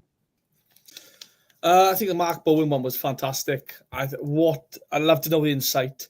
I mean, he was at Reading. He's the one I think who spotted Charlie Savage. I'd love to have known what his thoughts are on him and where he could go on to. I'd also like to know his thoughts on what's happening in Reading behind the scenes now. Yeah. And Ruben Sellers, because there was talks, Ruben Sellers and Harpy. The Wrexham one was interesting, mind. I'm a Cardiff fan. I don't follow Wrexham, but I know their front line is very aging. Jay Rodriguez, Steve Fletcher, McLean, again, they are aging players. They're going to need to spend a bit of money in the summer. And I'd like to know what the Wrexham fans' thoughts are on that, because again, I know we still have a Paul Mullin, probably will, might stay and have a full pre-season. But you're kind of thinking they might need better. I mean, we've got Callum Robertson, 13 goals, and it still means going down. So, goals doesn't guarantee you survival, and you do need energy and pace in the Championship. We've seen that now. The best teams have energy and pace. Does Fletcher, Mullin and stuff have the pace movement? I don't know. But yeah, I've joined tonight, actually. I'd also like to ask the Wrexham guy, are they worried about when McElhenney and Reynolds leave? Because I think the lure of Wrexham will rub off, will go then, do you know what I mean? People watch and tune in because of them two.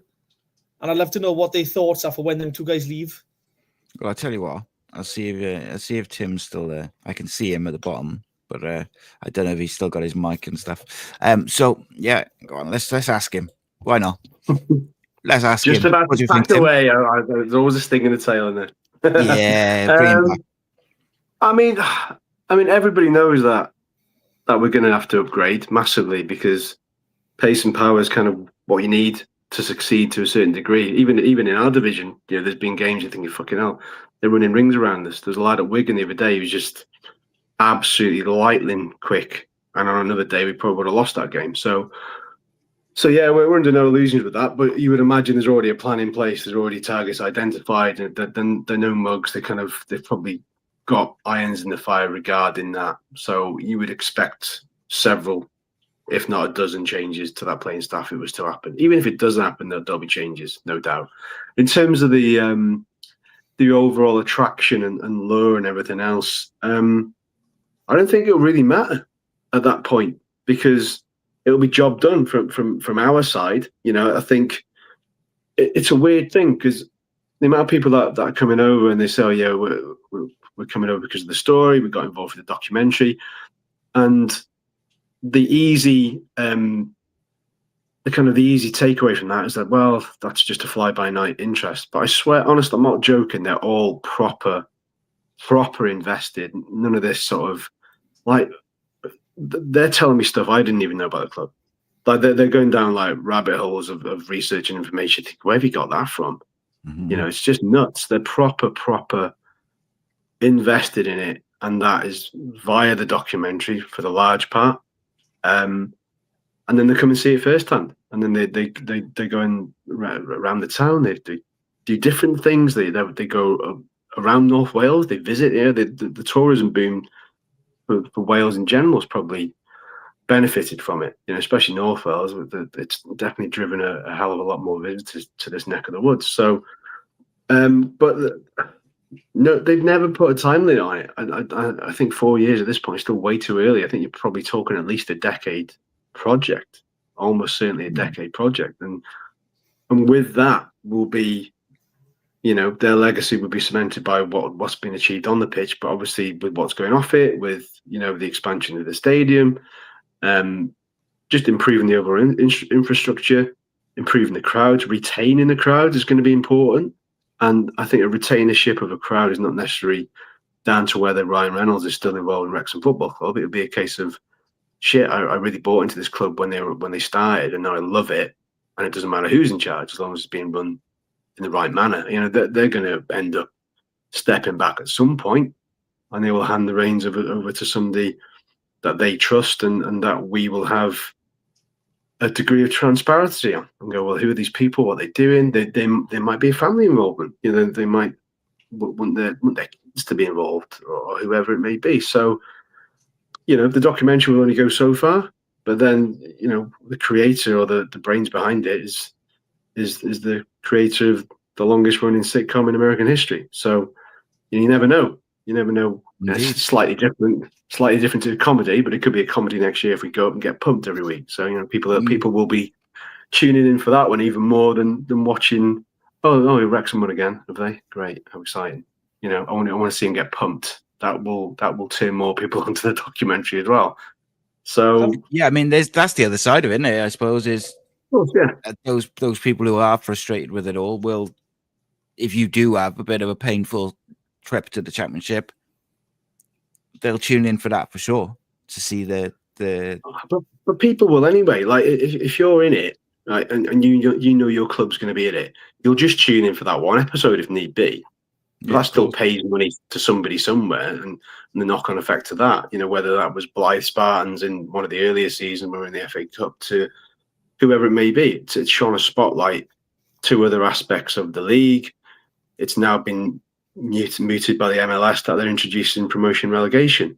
That, from my understanding, is a direct byproduct of documentary and the understanding of how the UK game works and the system. So the domino effect to all of it is bonkers. Not just for Wrexham, but the kind of the wider picture to a certain extent. I've read a lot of jealousy between League One clubs and League Two clubs towards Wrexham for the money they've had and stuff. Have you found teams have upped their performance when they're playing you? Are you their cup final? I mean, it's a loaded question. If I say yes, it sounds arrogant. Because again, I think Birmingham would be a big club for some of them. So teams up it. There is the facts of the matter are, and I can't remember, there was a graphic somebody showed me that the highest attendance for most home games by each club this season is, I think, every time they played Wrexham, the home crowd was big. I think Charlton put an extra 10,000 on it. I think it was like 24,000 for that home game. So it happens. There's no denying it happens, and it happens because people are aware of the story. People want to go, right, I want to see my local team beat them. But it's weird because when we were at Wycombe the other week thinking this is a massive 6-pointer, there's loads like home fans trying to get signatures of our players. That's like, what's going on? That's mad. That's mad. But that's because of the documentary. Because they're seeing people they see on the telly, and therefore they think, well, they're kind of almost like a semi-star in their eyes, which is bonkers. We don't see it that way, but I can understand why people would. So that gets up people's noses, from a wider perspective, understandably. But I wouldn't say it's a cup final as such. I mean, a lot of people will use that vernacular and just to wind up opposition fans out. It's a cup final, and the attendance proves it. But there's definitely if I was one of those other clubs and this team rolled into town, you think, well, I don't want to roll the red carpet out of these. I want to see my home team beat them. So I'm going to go along and grab my uncle, Bob, brother, sister, I'll bring my dog. You take everybody just to try and see it happen. So it does happen, but that's what's probably steeled this group of players to be prepared for that. To say, well, everybody wants to beat us, so we have to make sure we're on it week in, week out. And for the most part, that's been the case for 4 years now. So, of course, cool, Tim. Right, we'll let you go properly this time.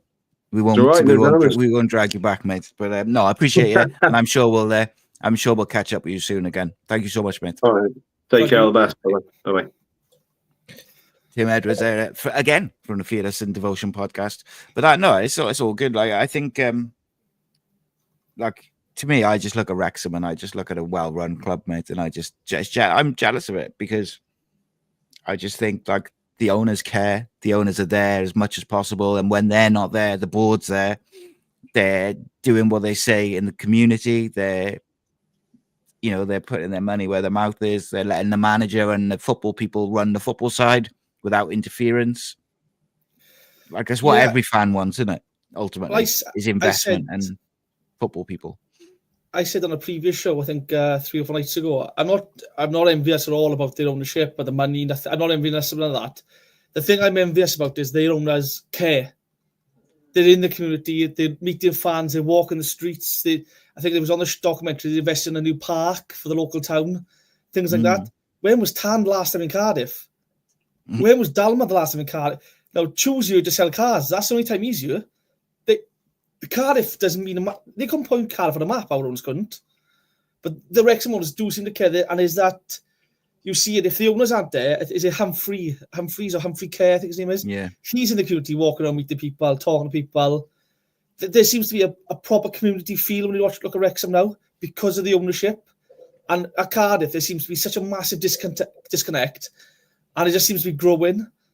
I mean, Newport must be scratching their heads as well because they had Hugh Jenkins come in now and they thought, right, he's going to fix our problems. They've had a bad time of it as well. So it's not just... I mean, Swansea have had a bad time with the ownership. I know they've now got Luka Modric on the board somehow. But I think Wrexham have been, in Welsh football, the only properly run club, or the only well-run club, I'd say, right now. Yeah. Apart from Merthyr and stuff. But in the Football League, though, Swansea, Cardiff and Newport, I think it all looks like it's dreadful time for Welsh football. I mean, in fairness, you couldn't have a documentary about Cardiff City because just even in the last couple of weeks, they wouldn't be able to show the absolute shenanigans that's going on and shambolic. So anyway, going back, mate, you mentioned Mark Bowen. What did you make of Mark? I thought he was really interesting to listen to. Like, I thought he was very personable and like open, shared some good stories in the short space we had. I don't think we had enough time with him. I would love to sit down and listen to talk for an hour or two. Just again, because I'm going to see if I can make that happen. I think he must have so much knowledge about the game as well. And to sit and listen, it was like with Bellamy, you could sit and listen to him talk, and you just appreciate that knowledge as well. Like he said, he found Roque Santa Cruz, Company, Zabaleta, Benny McCarthy. Like, I would love to know what he's looking for when he's watching these players. What's that thing that stands out for him that says he can do it in England? Because we know we've got people signing players for us, and you're thinking they can't even do it at the club they're at now. How do they do it over here? And like the Sampton question, I see a talk on my phone. He was saying, I believe it was Vestergaard, the CEO or someone said, what do you think of him? And he said, look, he can't run. He's got no pace. He's not can't defend. Okay, no worries. And a week later, we've signed him. We have, and like I think he said Mark Hughes lasted 10 games after that. And I'm thinking that's just unnecessary pressure added onto the manager. And I would love to listen to him talk more about stuff like that. Because I think as fans, we don't appreciate... I mean, sometimes we don't difficult it is for the manager. Because again, you've got other players, people signing players. And he said, at Reading, his job was to sign players that would fit the manager's style of play.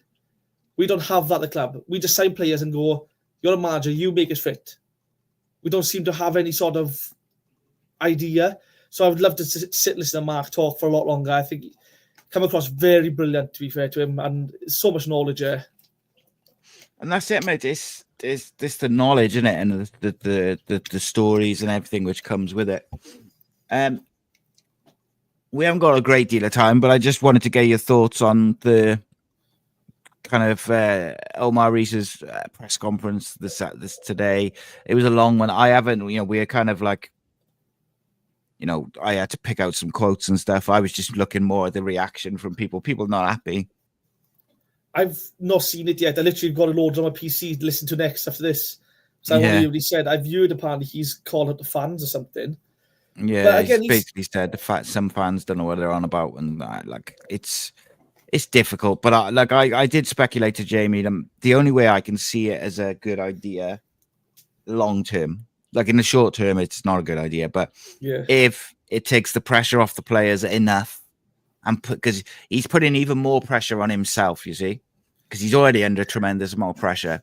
This is going to add into it, and the only thing I can fathom is that he's got like some sort of plan to kind of take all the pressure onto himself, drag all the attention onto him, that the players can almost get their heads down. But I just don't know if that is the case.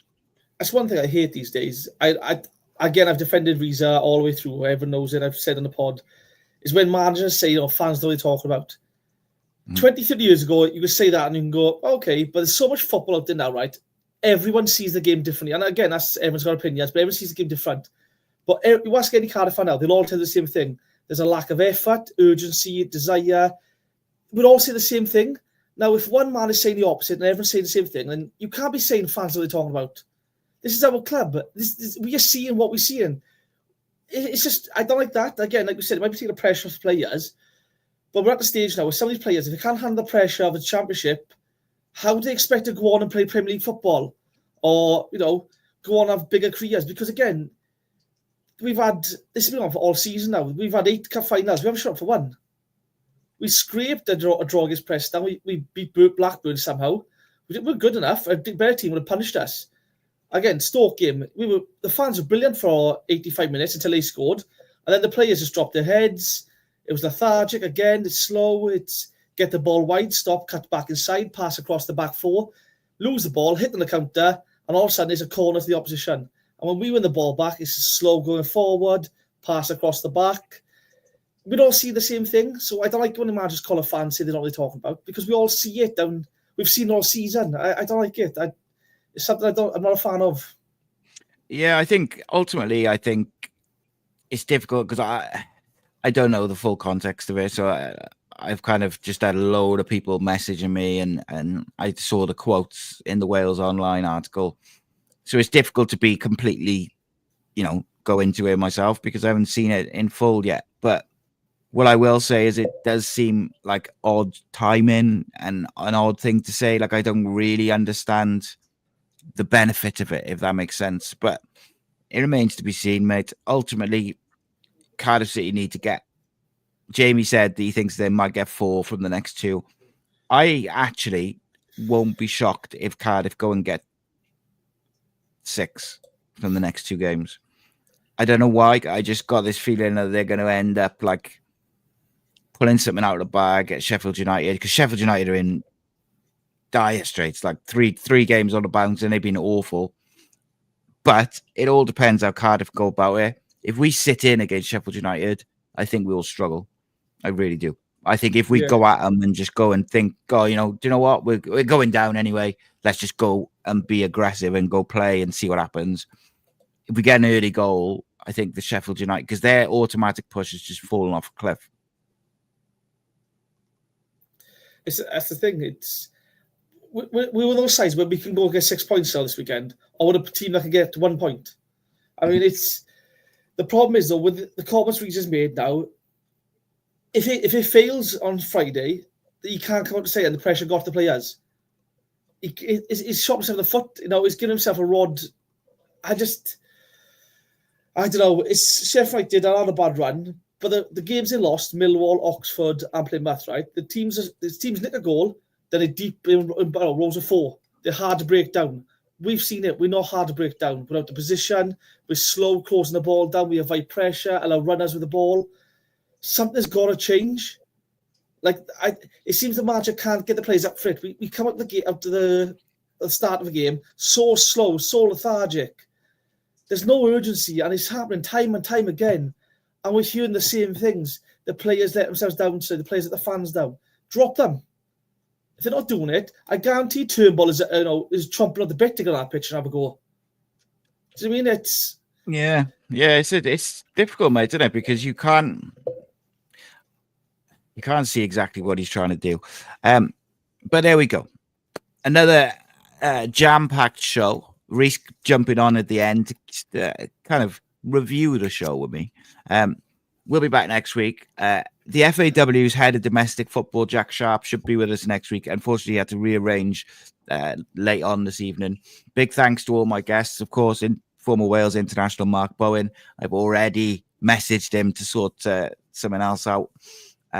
We also had Jamie Anderson for the fan view on Cardiff. We had Reece, and we had Wrexham podcast, Tim off the Wrexham podcast, Fearless in Devotion, which is, I think it might be the official Wrexham podcast as well. But yeah, that was real good time, real good fun. Really enjoyed it. Thank you to everyone who's commented and all that good stuff. My preview will be out tomorrow evening for Friday's game. And then Friday night, Reece and Matthew will be back for the post-match reaction. And we'll have Rebuilding Cardiff City episode number 2 on Saturday as well. For the listeners on Cymru Sport Radio, thank you so much. Geraint and the guys are commentating, should I say, currently covering, what was the game? They're currently covering Bow Street versus Llanquilin in the Ardell Northeast.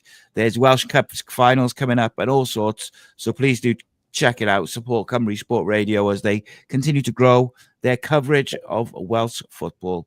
We shall be back next week. I will be back every day on Cardiff City World. Until then, we bid you farewell.